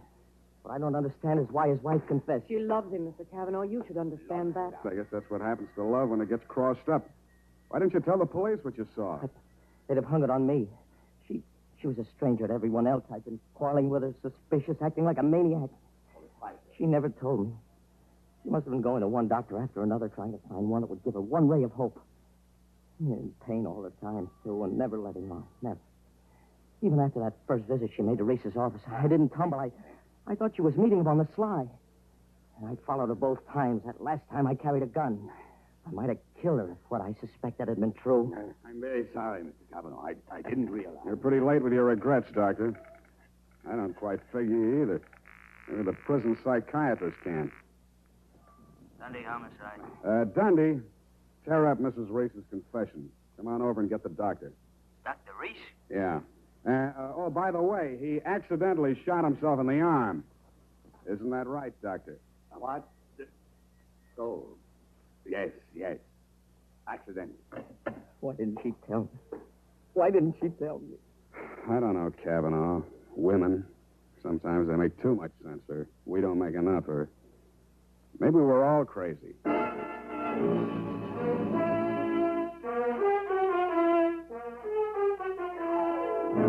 And that, Dr. Reese, is the crop. The risk of laboring a point. There's also the mystery of why a nice girl like Celeste Robbins ever fell for a guy like you. You'll have plenty of free time to think it over between now and the trial. If you find the answer, drop me a line. Period. End of report. You know, Sam, that Celeste, I like her. I wish we could do something for her. Well, I've already thought of that, Evie. Oh? What are you going to do, Sam? Type that up, sweetheart, and I'll write you a happy ending. Here's how you can find out whether the hair tonic you're using today is giving you what you ought to get in good grooming. Ask yourself, does my present hair tonic groom my hair neatly and naturally, or does it leave my hair sticky or greasy? And does it relieve dryness and remove loose dandruff, too, or does it do just a halfway job? Unless you can honestly say that your present hair tonic does all that for your hair, you owe it to yourself to try Wild Root Cream Oil right away. Try Wild Root Cream Oil and see for yourself how it improves your appearance, grooms your hair neatly and naturally, relieves dryness, and removes loose dandruff. It's non-alcoholic and contains soothing lanolin. Get the big economy-size bottle and the handy new tube that's easy to pack when you travel and grand for the bathroom cabinet. Don't delay. Get it today. Wild Root Cream Oil Hair Tonic. Again and again, the choice of men who put good grooming first. Oh, here's the report, Sam. Do you want to read it over? I do not. File it under F for forget. About that poor Celeste, Sam. Oh, yeah. Well, I made a date with Celeste to take her dancing tomorrow night. She needs cheering up, you know. Oh, what for? Well, you said she needed help. Well, that isn't exactly the kind of help I had in mind. Oh. I don't see why it's necessary Effie, to take... we must each of us give a particular kind of help each of us is particularly equipped to give. Very well. She used to make over men just to get the other women jealous. That she did. Aren't other women silly to allow themselves to get jealous when they know just what she's up to? Idiotic. Just idiotic. Sure thing. And go home, Effie. I'm a lousy dancer. Oh, very well. Have fun, Sam. Good night, Sam. Good night, sweetheart.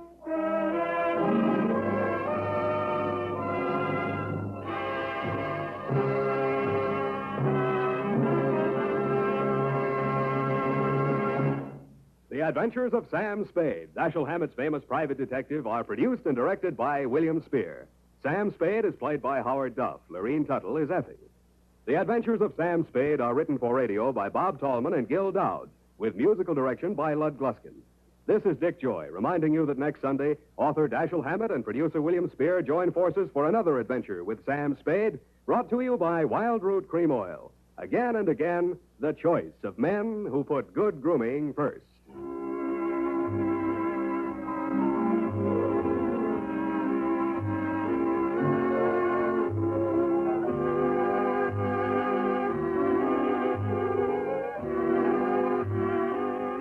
Smart girls use Wild Root Cream Oil, too, for quick, good grooming and to relieve dryness between permanents. Mothers say it's grand for training children's hair. This is CBS, the Columbia Broadcasting System.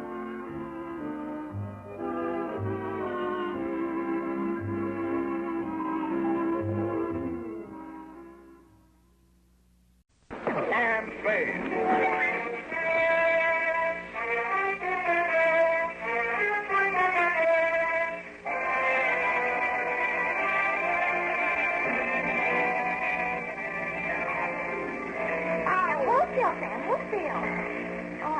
On the wrong eye. Or have I? They're both of them. Oh, I get so angry sometimes. You go dancing out of here like a schoolboy on the slightest provocation, and 1 hour later, just 1 hour, you come back with a broken head and a black eye and clothes torn all to pieces. Face like a wet geranium. Oh, Phil. Then, Phil, Sam. How is it? Is it too tight? What did you say? How do you expect me to dictate a report with a mouth full of gauze? Oh, that's what it was. I wondered what happened to the girl. Sit down and shut up. Oh, Sam, I didn't mean anything. I just meant it for your own good. Pick up your pencil, Effie. No, not the scissors. Oh, I'm sorry, Sam. I'm sorry. Two Patrolman Aloysius, FX Clancy, 3rd Precinct Station. Sam, the Officer Clancy? That's right. The nice fat policeman that walks up and down our street? The same, Effie, like Elaine. He brings me candy once in a while. Down, Effie. From Samuel Spade, license number 137596, subject the 1 hour caper, Dear Clancy. Yeah. In case you were aware of it, and I think you were, Clancy, this afternoon in San Francisco was warm, quiet, and dull. I was sitting in my underwear in front of the open window of my office, reading the news of the blizzard back east. I was not employed by the Chamber of Commerce to do this. My secretary had merely taken my suit downstairs to get it pressed. It began as the clock on the Church of Dismas the Thief around the corner was hammering out the hour of 4. Yeah? Mr. Spade, this is Hank Page. Page's printer right across the street. We printed some cards for you, remember? Oh, yes, Hank. I was about to call you. My secretary is just making out the check. Oh, forget that bill, Sam. I need your help. Well, drop in tomorrow. I'll be glad to talk to you. Tomorrow may be too late. I'd rather not be seen coming to your office. How about the saloon downstairs in your building, say, 5 minutes? Well, what's important, Hank? Well, I don't know. I got something here. I want you to look at it. If it's what I think it is, it's important. I gotta hang up now. See you in 5 minutes.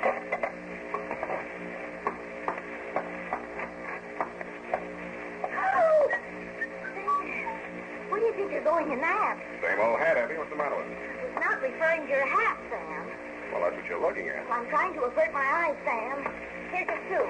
Oh, I forgot. Well, look out the window, Effie. I'll put it on. Got a phone call. Maybe a job. I got to meet a man. Sam, you can't go out on a job now. Why not? Why do you think I got your suit pressed? The man's coming to take your picture. What man? From Baffling Detective Magazine. Oh. Well, I'll try and make it, sweetheart. Oh, Sam, I'm tired of making excuses to people. I set up this appointment for 5:30, and I want you back in plenty of time. I wish you wouldn't go. Oh, all right, go on. But if you aren't back in this office by 5 o'clock, that's 10, Sam. You can find someone else to make your excuse. Okay. Shall we synchronize our watches? I skipped the elevator and walked downstairs to save time. It was 11 minutes after 4, glass beer time, when I reached the entrance of the happy hour oyster and beverage bar. I turned and looked across the street. Hank Page was just stepping off the curb. He was jaywalking, but that didn't explain what happened. He saw it in plenty of time and jumped back out of the way. It saw him, too. The wheels cut sharply towards him, and the front bumper caught him just behind the knee. All right. Keep moving there. Keep moving. Come on. Back on the sidewalk. Come on now. We'll take care of him. Damn, yeah, Hank. Leave him be, Mr. Spade. Leave him be. I've got to get a stick. Come on, get these people back. This man's hurt bad. Give him some air. Better not try to talk, Hank. Oh, no. Here. This is it. Cigarette case. Hey, wait a minute. What was that? What's what, Clancy? Well, he gave you something there. A gold cigarette case. I seen him. Oh, you must be mistaken, Clancy. Hank, can you talk anymore? Cigarette case. Sam, yeah. Find out. Gotta find out. My wife. Yeah, what about your wife? I can't.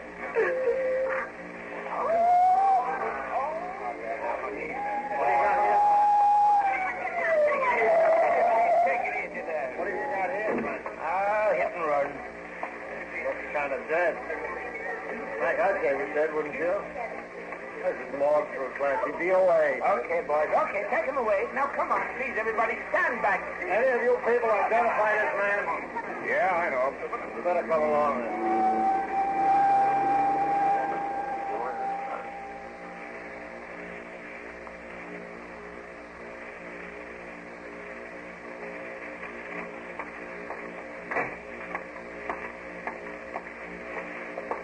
Oh, hello, Sam. Hello, Maxie. Hank Page. Oh, yeah, just came in. 2 seconds. Maxie. Yeah. No, she better not look at him now. He's in no condition. Oh, sure. Sure, you can give her the money as any effect. Yeah. Well, hey, it's Mrs. Page. She didn't lose any time. Like to meet us then? Yeah, Maxie, I would. You know, Lippy says she's going to look nice in time. That's so. Mrs. Page? What? I knew your husband slightly. My name is Sam Spade. Oh, yes. You're a detective. He said he was going to see you. Did he? Not quite. You happen to know what he wanted to see me about? Yes, he found something, a cigarette case. He couldn't tell me what it meant, but he seemed very worried about it. He told me that if anything happened to him, I should claim his belongings right away. See, here they are. His watch, his wallet, elk pin, school ring, cigar cutter, no cigarette case. No, please, Mrs. Page. I've got the cigarette case here. You've got it. How did you... Oh, he gave it to me just after the accident. I think he was trying to tell me to give it to you. Here, you take it. Oh, no. It's initials. No. Some woman gave it to him. I don't want it. Just put it away. Out of my sight forever. Okay. You can open your eyes now. It's back in my pocket. Thank you. Thank you. Now, let's talk, Mrs. Page. What was on your husband's mind? Well, I don't know. He wasn't very well. Heart trouble, nothing terribly serious, but he'd get these little spells and he'd have to stay home from work. Sometimes a week or 10 days, but Mr. Soule, the foreman at the print shop, would look after things, you know. I even thought he was getting better. Your husband have any fights lately? Oh, no. He wouldn't dare with his heart. He had a black eye. Oh, that happened at home. He fell down. Yeah. Well, I'll be in touch with you.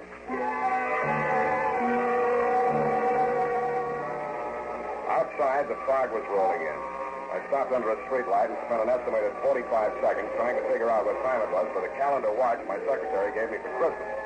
The barometer was falling, it said. The temperature was 63, and I was facing northwest. I looked in a jewelry store to find out it was 4:23.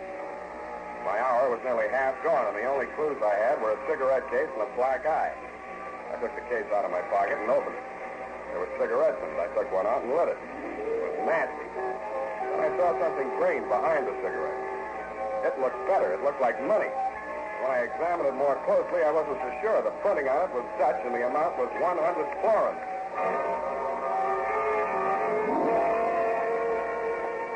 The banks were closed, but it only cost me 2 nickels and a paid telephone to find out where to take it. It was a small but solid-looking establishment on Montgomery. The gold lettering on the plate glass window said Van Pelden Meisner, commercial agent, Amsterdam, New York, San Francisco, Macassar, and Curacao. around here? I want to see Mr. Meisner. There is no Mr. Meisner. There's only Van Pelt, and I'm Hendrik Van Pelt. I'm so sorry. Oh, don't feel like that. Maybe you can help me. What can I do with you? Well, somebody paid me off for a job in Dutch money. I want to know how much it's worth. Oh, this better than Meisner, I know. The value of money. Show me, please. Maybe you'd like a cigarette, too. They're Dutch. Please. My brand, Sumatra Queen, thank you.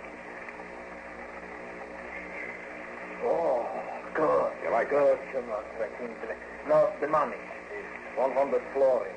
High under the light, look. Serial number. Here is M. Portrait clear is. Seal good color is. Paper. Paper excellent. You wish to exchange? What's it worth? Well, look. The latest quotation is florin against the dollar. $53.24. That's what the exchange fee taken out is. You like $10 notes? I love them. You mean that money's real money? Who knows better than I should, eh? My brother was engraver to the Royal Dutch Treasury. I myself in the manufactory was until the occupation coming was. Pardon me. Would you mind saying that again, please? So in the manufactory from all kinds of money, including already currencies from the Indies, East and West, Java, Celebes, Borneo, and homeland, Netherlands. Also 6 months in Bulilong, Bali, where I'm English learning. Oh, you learned English? Several foreign languages, too. I see. Well, I'll take it in 10. Go,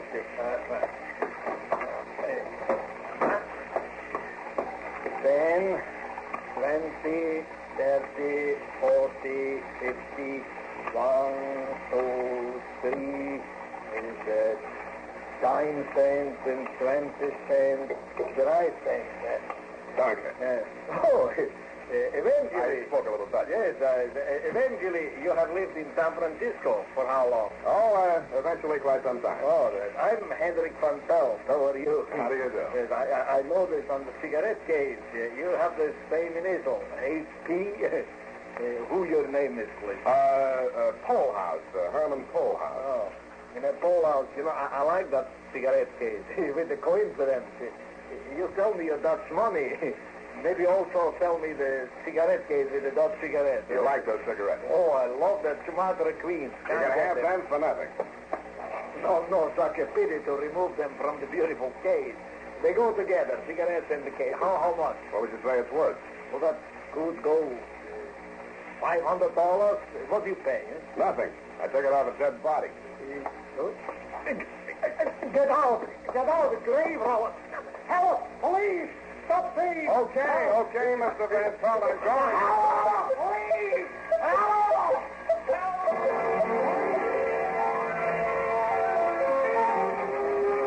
I ran, did not walk to the only exit. A squad of bank cops thundered past me, followed by half a dozen city dicks and some Burnsmen who confused Van Pelt's burglar alarm with that of the bank next door. Nobody paid me any mind until I reached Church Street. I was just crossing when I saw it the second time. It was the same car that had run down Hank Page. I strained my eyes against the headlights. I couldn't make out the man behind the wheel, but I got the license plate before it happened. I felt it before I heard it. It hit my chest like a sledgehammer.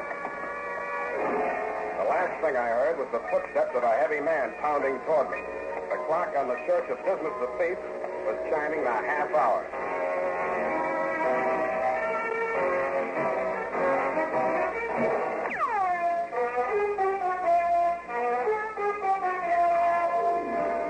And now, back to the 1 Hour Caper. Tonight's adventure with Sam Spade.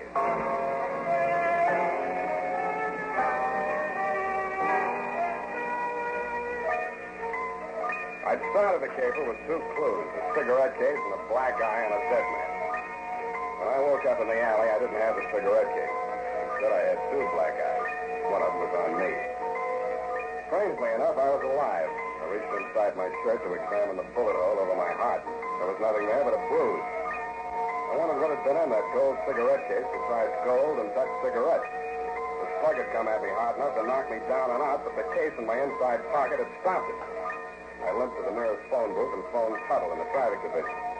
The plates on the hit-and-run car were registered to one Hendrik Van Pelt.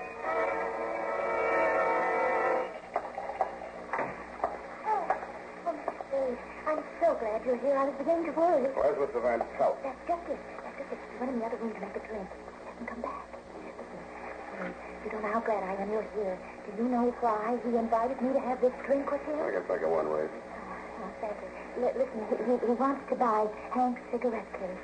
And, of course, much as I hate an Indian giver, Mr. Spade. Yeah. Well, you know, Hank didn't leave much, only a little insurance, and the printing shop is a partnership, you know, Hank and Mr. Soleil. And the cigarette case is just a windfall. I told him you wouldn't stand in the way of a widow. I wouldn't think of it. I knew you'd do the decent thing, Mr. Spade. Give me one. Please, Mr. Spade, my bruises. Besides, I haven't got it. You haven't got No, it? now, look, Mr. Spade. Blanche. Okay, now, Blanche, try and think. Did you ever hear your husband mention Van Pelt? No.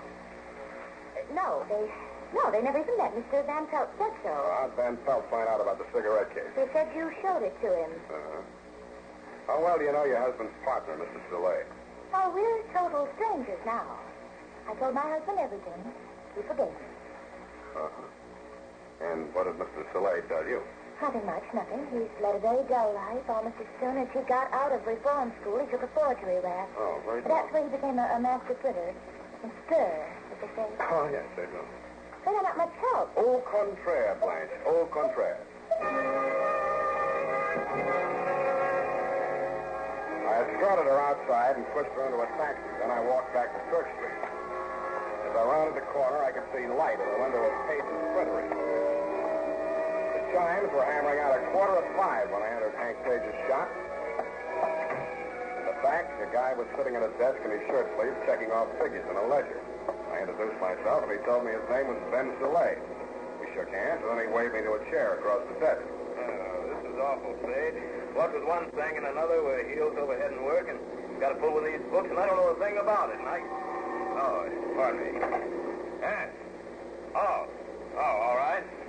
Well, things are a little confused here just now. Could you tell me a little more about it? Huh? Oh, yes, I understand the problem. Well, we're handling it at this end, but we'll be very busy for a while. No, there's definitely no point in you dropping by tonight. Oh, you'd think the news of the boss's death would make some difference to those customers, but no. You take that fellow that just... Yeah, I know you're very busy, Mr. Soleil, and I don't want to take up too much of your time, so... Say, what makes you think that car deliberately ran down the boss? Did I say so? Well, you're an insurance dick, aren't you? You got me tagged. Anybody have anything against him, as far as you know? No, he fired 2 printers last week. Why? Well, they couldn't spell in English. You, see Mr. Page this afternoon? Yeah, he came in for about 10 minutes. Said he'd be back on the job tomorrow morning. He was killed just after he left. How'd he look? Oh, same as usual. You wouldn't say he'd been in a fight. Oh, good Lord, no. He was a sick man. He had a piece of porn in his hand when he was hit. Know anything about that? Oh, sure, he got it here. One of our customers, a man named Van Pelt, paid for some work with it. Boss wanted it for a souvenir, so he took it with him. Does Van Pelt know about Page's heart? Oh, that's a stupid question to ask. You didn't know Page was killed with Van Pelt's car.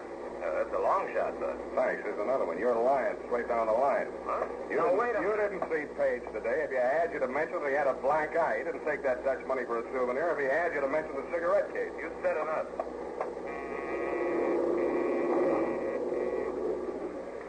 What are you doing? Shutting down for the night? You'll find out. Put your hands on top of the desk. I slipped the muzzle of my gun. I've been holding it in my lap for 3 minutes, far enough over the edge of the desk for Ben Soleil to see it. He did what I told him to. The press room door was directly behind him, and I knew his body would screen my gun from the view of anybody that might come through it in response to the signal he put. I didn't have long to wait. 3 men, black with ink, came to the door and threw it into the little office. They strolled in, careless and casual. What's up, Ben? You got eyes in your head? Huh? What's this? You got Stop right there. Stopped as if they'd all been mounted on the same pair of legs, but I didn't like my position at all. If these men decided to jump me, I could down just one of them before the other 3 were on me. I knew it, and they knew it. Then I felt some fresh air on the back of my neck as the street door opened behind me. Soleil, what is it?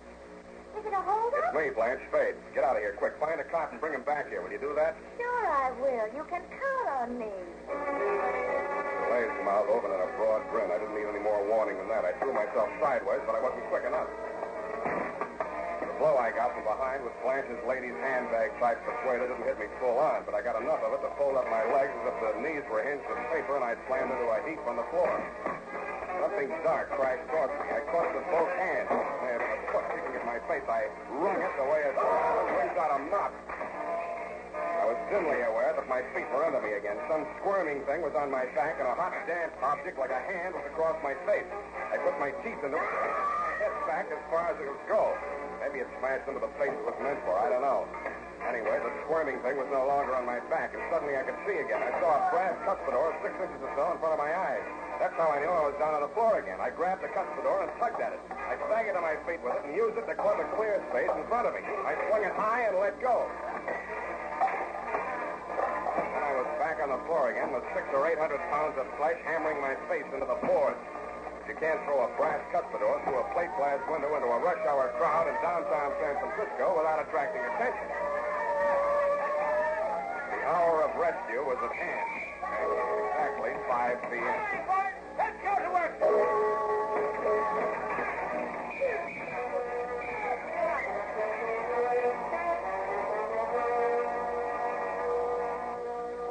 And that, Clancy, is the most of the crop.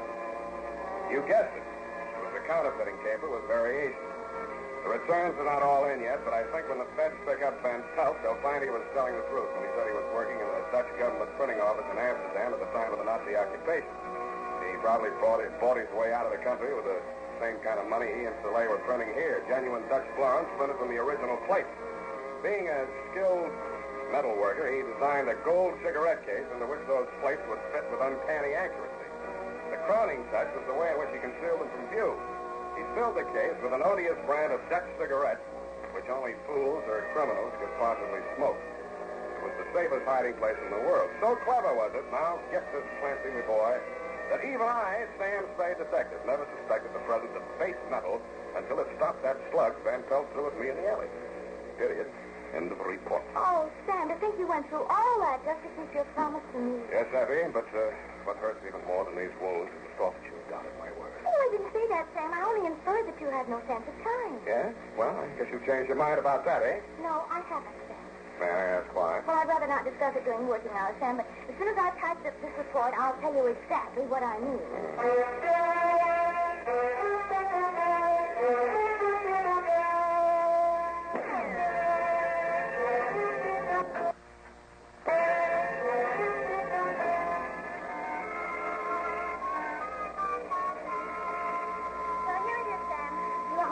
So I just hand it to him on the way to the streetcar. Save the stamp app. What else? Oh, Harrison. You won't be needing me anymore, Howard. Sit down. It's nearly 5:30, Sam. And I told the photographer not to come. That's a fine thing. After all I've been through, you still say I have no sense of time, and you told the photographer not to come. Why? Because I knew you wouldn't be back in time, and if you were, you'd look so terrible the picture wouldn't be any good anyway. Thanks a lot. Oh, Sam. That's why I must have been so cranky. I must have had a premonition. I didn't listen at it with me. I'm so ill-tempered.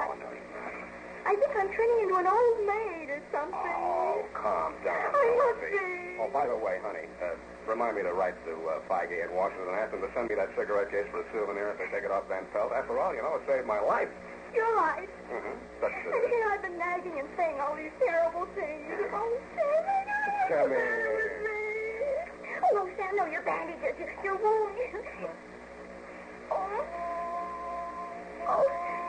Think I'll live? Good night, Sam. Good night, sweetheart.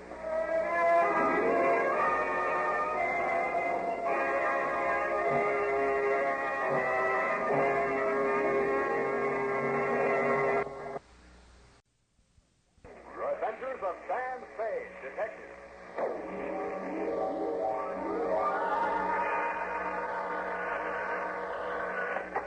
Sam Spade, Detective Agency. Spade, sweetheart. Oh, hello, Sam. What are you doing? Having breakfast, Effie. Breakfast? But it's 7:30 in the p.m. Well, it's a topsy-turvy world, sweetheart. What was the problem, Sam? Oh, a gold key to the door of her apartment. She gets to figure out what it unlocked. Very complex case, Effie. Greed, passion, twisted ambition, hate, love, vengeance, and murder. The whole gamut. It was ghastly every now and then. Well, Sam, maybe we ought to put off the report till morning when you're feeling fresher.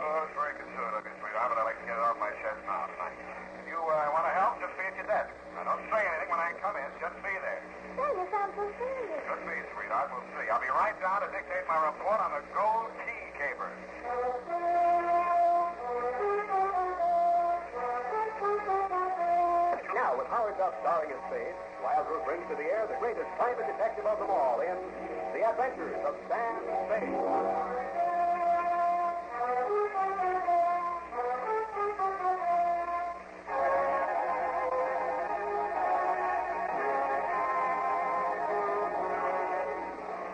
Date, January 25, 1948. New homicide detail, San Francisco Police. Attention Detective Lieutenant Dundee from Samuel Spade. License on the 17596. Subject, the Gold Key Caper. Dear Dundee, it started as these things usually do in my office when Effie Perrine, a doll of my other Dolan, eased in, closed the door behind her, and leaned against it. There's a girl outside. A client or a client? Her name is Wanda Farr. Has she come a long way to see me? I don't think she's sitting here. I know, sweetheart. You never do. Sure in. Okay. Will you please come in, Miss Farr? Right here, Miss Farr. You're so kind, Mr. Spade. I can see I've come to the right place. You're so kind. That'll be all, Miss Farr. Now then, what can I do for you, Miss Farr? Well, I haven't a great deal of money. I've got a little cash with me. Would 300 be enough for you? I won't haggle with you, Miss Farr. Thanks. Now, what's the story that goes with it? How much do you know about a man named Duncan? About as much as the police know. You know more? I'm afraid I don't even know that much. I didn't even know what he was until one evening 3 years ago. That was the last time I saw him. The police came and arrested me. I was deeply shocked. But I thought I should stand by him. As I remember, the rap was 3 to 5 years breaking and entering. Yes, I promised to wait for him. But you couldn't quite make it. Well, in a way, you're perfectly right. When I heard he was coming out of prison, well, I just can't think. As you thought of leaving town? Oh, it wouldn't make any difference. He'd find me wherever I went. Can't say that I blame him. What's so funny? You're afraid of me, No, not dangerous. Not yet. Are you always there? Or never? That depends. Oh. Yeah. On how many other chaps you handle, like this county police, and how many other chaps have helped you get out from under. Really? There must be some other type of detective. Okay, here's your money. Well, I won't go. You can't turn me away like this. After all those things I told you. Something. You haven't any right to... When I put my trust in you... That's a lousy act, too. Sit down. Well, I can't. Now, let's have it. What do you want me to do?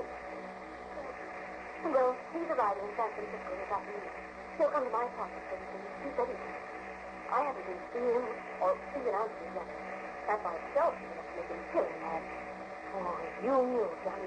Well, I don't. You said you didn't until the cops came in. But I didn't. I didn't know he was in with a mob. I just thought he was a gambler like anybody. And then about his violence. Whenever he is angry, he just goes crazy. I wanted to shoot him long before I set him up. Then I was going to write and tell him in prison. But then I was afraid he'd break out and make things worse for himself. But now... Now you really got a fix. Yes, but I can't. I'm afraid. And you want me to hold a gun on him while you give him the air. Oh, you say it like that. Making me feel but I just can't go back there. I can't. I just knew that you would cry and talk to me. And I feel safe. For how long? Look. Look, let's say something for after dinner, shall we? I was wrong. You're not afraid. You're not afraid of anything. What's the address? 1234 Van Ness, apartment 21. What time do you do it? If bus gets in, I'll take it. I'll be there at quarter up. Budget 4 times. Long, short, long, short. No. No, don't use it that. I don't want to make any mistakes. Here, take this. Set yourself here. Gold key to Johnny. Forever. Don't worry, Angel. Don't worry. You can put a new name on there. This was not engraved very deep.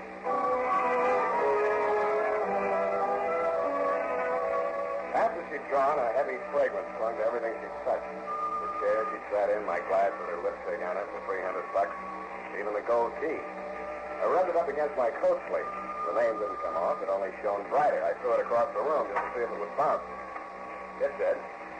And when I walked over to pick it up, there were 2 keys, or at least 1 1/2. The gold shank had been hollowed out, and the key that fitted inside it was wrong again, Dundee. Not a glass key, a brass key with a number on it, 322, nothing else. Now, wondered if Johnny Batiste had been living a double life, or at least one and a half. I was still wondering when I slipped the brass key back into its hiding place and used the gold one to unlock the door of Wanda's apartment. The room was full of her perfume, but she wasn't there. Johnny Batiste was. He was cleaning the prison dirt out of his fingernails with a shiny new spring blade knife. Yeah, key. What for? You're in. Where's Wanda? She changed her mind. She don't want to see you. Who changed it for her? I did. I told her she shouldn't ought to marry into the wrong set. So give me that key and blow. Where is she, in here? I told you to blow. You don't want to see you. You don't mix me yourself. You're stir happy. Spade. I didn't rot in that state hotel 3 years to get pushed around. Why do you think I took that rap? You took it for her. You're crazy. She was through with you before you went up. Just go on talking like that. Go on. I'll cut you. I'll cut you real bad, copper. Sick, Johnny. I don't want to hurt you, so don't try. Good night, Johnny. Copper. Oh. The first thing you ought to learn about civilian life, Johnny, is don't jump somebody until you know what it's all about. What did she tell you? Oh, forget it. You'll get this cheaper than I did. But she's 3 years older. So am I. Listen, Johnny, here's my card. If there's any way I can help you, let me know, will you? I mean it. You got a heart. They gave me $50 and they pushed me out the gates, but I dropped it in a poker game down at Sixth Mission. Right off the bus. Sucker. Johnny Batiste. You need some dough, Johnny? No, nothing that ain't mine. Hey, the key is mine. My name's on it. They couldn't do nothing to me if I hopped that, could they? Not with 10 or 15. That's solid gold. It'll give me a place to flop until I get my feet under me again. Yeah, like you say, your name's on it. Here, take it. You can have your knife, too. You're an all right guy. I'm sorry for them things I said. Hey, wait a minute. Where's Wanda? I don't know. I haven't seen her. And I don't want to see her. So long, sucker.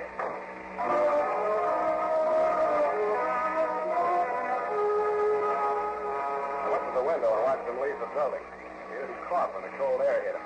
Instead, he took a deep breath and strode briskly across the street and into a neon-lighted bar and grill. Something about his swagger bothered me. Giving him the gold key might or might not have been as smart a move as I thought it was, but I was sorry I'd given him back his knife. Sam Spade, sucker.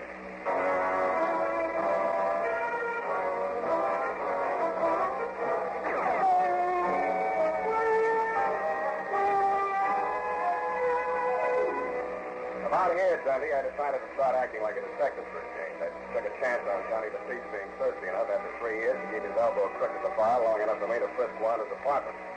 I didn't think I'd find her body there, but I did. I deduced that it was in the clothes closet when the feeble cries and puffings I heard as I walked into the bedroom.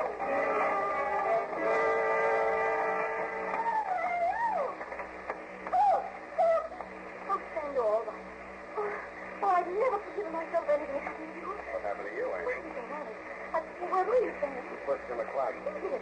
When he heard you coming up the steps. Why? Well, you were coming any minute, and I had to say something, so I told him you were going to marry me. Oh, that's fine. Well, here we are. Oh, but that's not all I said. Oh, you'll never forgive me for this. I know it. Oh, how can I tell you? I told him you forced me to do this. Thanks a lot. How did I force? By threatening to go to parole board so they wouldn't let Johnny out. I must have a lot of influence. Yes, and that way he thought I was protecting him, so he didn't hurt me.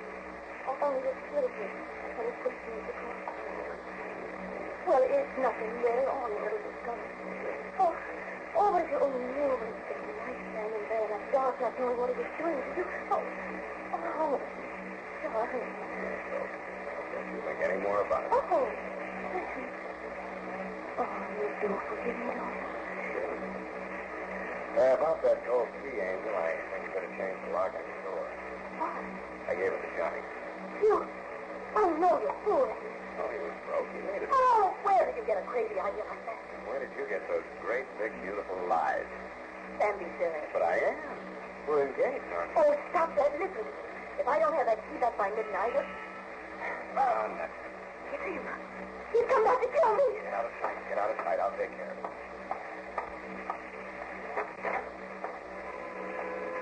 There were two of them.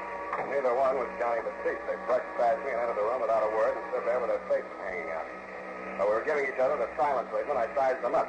The largest size I recognized from newspaper pictures. He was a big sand and gravel man, and rumor had it that a stretch of paving outside the town contained the bodies of 18 other sand and gravel men who had bid against him for the contract and stumbled into a rock crusher. Name? Mike Malloy. The musician with him put his viola case down on the sofa and opened it up. No. This is the man, Nathan. What's that to what he's doing here? Why don't you sit down and finish that comic book I bought for you? Okay, Rock Crusher. Mr. Spade, I told Miss Farr to hire you. Had any trouble? Not yet. Good. I brought along my bodyguard here just in case. Where is Miss Farr? I sent her to the movies. Why, of course. You see Johnny Batiste? Yeah, he dropped in. And he didn't make any trouble? No. Was he supposed to? There's no point in our talking and searching, Mr. Spade. Johnny Batiste used to work for me. Naples here was one of his men. What's your name? Viper Hanna. You see? Things have changed. Johnny isn't the man he used to be. But I've always taken care of those who served me loyally. I thought we weren't talking in circles. Believe me, Mr. Spade, I only want to save Johnny from himself. Is he threatening to jump into one of your rock crushes? Watch that boy. He's got a sense of humor. I'm sorry I may have been. I was misinformed about you, Mr. Spade. I was led to believe that you were the man to help my fiancée and myself out of this embarrassing situation. Your fiancée? Wanda? Miss Fox? Yes? Yes, it's fiancé. I'll be absolutely frank with you, Spade. I had hoped by bringing you and Johnny Batiste together under circumstances that you might be forced to kill him. In self-defense, of course. My apologies. Go on. It would have been the merciful way out for Johnny, and it would have saved many lives. I know Johnny Batiste. He will try to get back on top. He'll stop at nothing.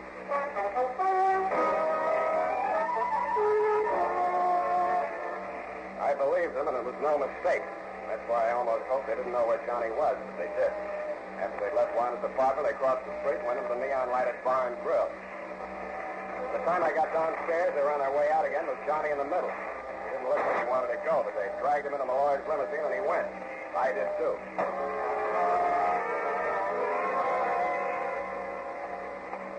The trail ended on the Embarcadero at the Harbor View Hotel.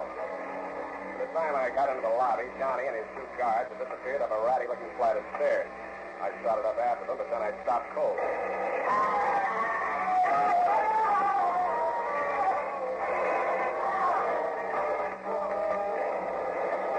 When I got to the top of the stairs, I saw where the number one first had gone. It had raked the ceiling and taken every light bulb in the corridor.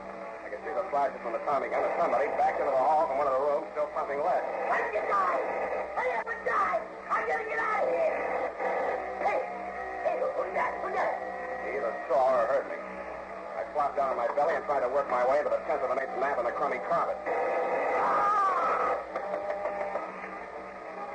I made like I'd been hit, but I couldn't quite manage the death rattle. When I heard the gunman run down the hall toward the rear of the building, I rose courageously to my hands and knees and crawled the rest of the way down the corridor and looked into the smoke-filled room.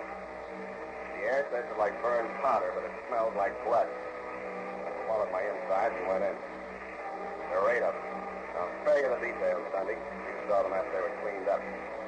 I needed some fresh air, and I needed it quick.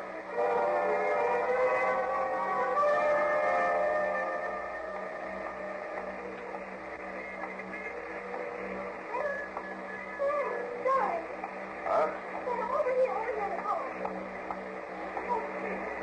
Sam, what's the matter with you? Sick. Oh, poor darling. What was that place, Sam? Why were you there? Why were you? Oh, you poor baby. I came after you. Shut up. I want some answers. I don't want explanations. I don't want excuses. And if I catch you using what you know you do to me to snake your way out of this one, I'll...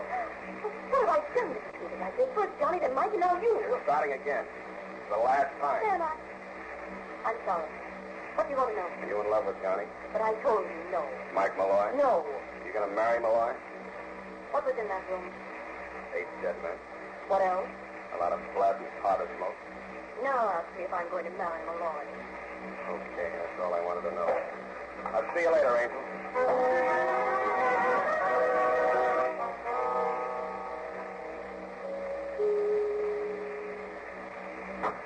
Oh, say, I was just leaving. Come back later. You're not leaving, and I'm not coming back later. Get back in the room. Now, listen here, Spade. I hired you as a bodyguard for my fiancée, Miss Farr. What do you come off pushing your way in here with a gun like this?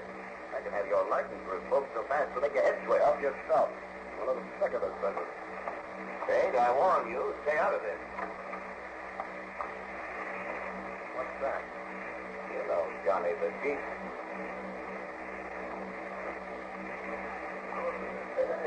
Hello, Johnny. I gave you a working order. Can you talk? What's this for, Noir? Ask Johnny, he knows. All right, I will. You move over here where I can watch you. Keep your hands behind your neck. Relax. This is going to cost you more than your life. Shut up. Now, Johnny, listen to me. This is important. Move your right hand to yes. You framed yourself in the breaking and entry rap to cool off from a big one, right? Okay, I see, Johnny. Murder? No. Robbery? Mm-hmm. How big? 5,000, 50, 500,000. That payroll job. Bakersfield, December 1944. That right, Johnny? As I go through with this farce, I can give it to you. If you think it'll do you any good, I promise you it won't. Johnny got himself fed up on that 3 to 5 year rap, partly for the reason you say, and partly because he didn't want to deal with the rest of the boys. He cooked up this transparent scheme of his, this gold key, that hotel room to throw us off the track. They could think the loot was hidden there. You sure it is? Positive. I bought that hotel and ripped it to pieces, room by room. So you cooked up a couple of pretty crude schemes of your own to sweat it out of Johnny. First, you thought you could goad him into killing me. When that didn't work, you had your boy Naples knock off the opposition boys into the peace mob so you could hold a whole massacre over his head. Who do you think you could settle that? Oh, excuse me. I think I'll start with you. Save your laughs until you feel better, Johnny. Don't get jumpy. Yeah, I know it's me. I'll talk to him in the other room.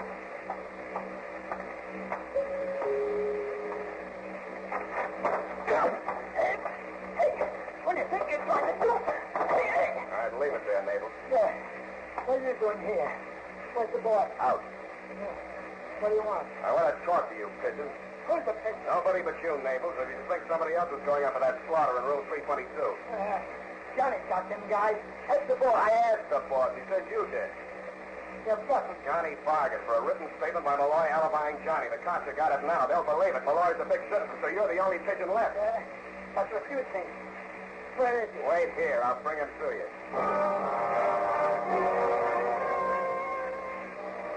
I left Naples standing there in the vestibule waiting for Malloy.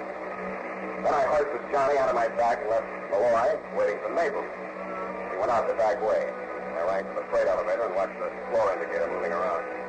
I believe it was between 6 and 7 when I heard a familiar sound from the Malloy apartment.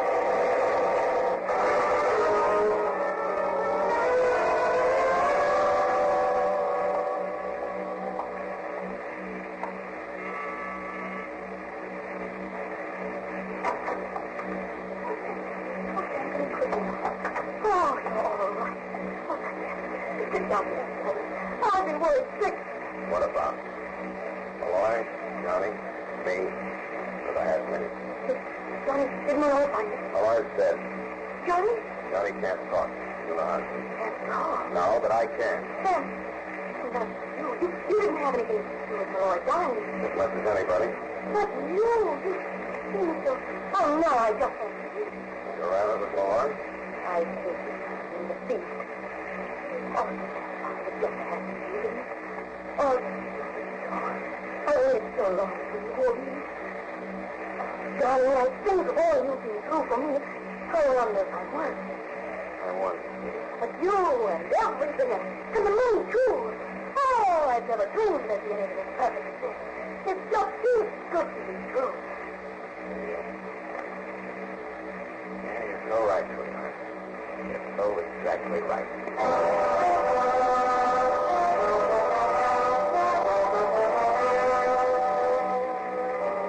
I didn't tell her I didn't have the heart. We talked some more and toasted some marshmallows. Well, anyway, what I'm getting at, Sunday, is this. Some jerk from the DA's office informs me that you want her for questioning as an accessory before the fact. In my opinion, this angle of the case requires more personal research, and with all modesty, I think that I am the man for the job and will be as long as she thinks I have the $500,000. And if I do have it, Lieutenant, watch out for your bag. Serious, and it will be. Oh. What? Well, yes, sir. Well, have you? Have I what, Eddie? the $500,000? Oh, heavens to Betsy, how can you be so calm about it? I said it, sweetheart. Search every nook and cranny for treasury hawkshaws, and I'll give you a full account.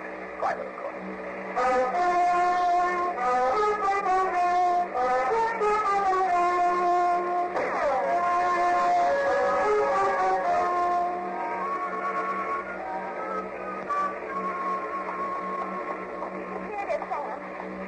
This is a mess, and it's all your fault.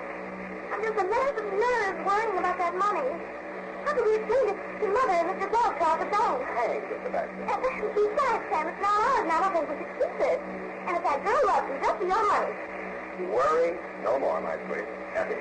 Can you see the ticket? You're giving it back already? Oh, of course you would. Oh, I never had. Yes, we did. Where is it, Sam? Listen, my dear, and you can hear. There never was any $500 grand as far as Johnny Batiste. He didn't have anything to do with that robbery. He invented the whole caper, including the hocus pocus about the gold key. Now you ask me why? Why? To keep... Thanks a lot. To keep himself out of Malloy's rock crushing, you see. Well, he was resting safely for 3 years in San Quentin. Malloy was driving himself crazy, following that gold key and trying to dig up $500,000 that wasn't even there. He figured by the time he got out, Malloy would be crazy enough to overplay his hand. And he was right. What's left of it? Well, Sam, if you ask me, it wasn't the gold key that drove Malloy crazy. Oh? If I get it out there, it's not my place to fight.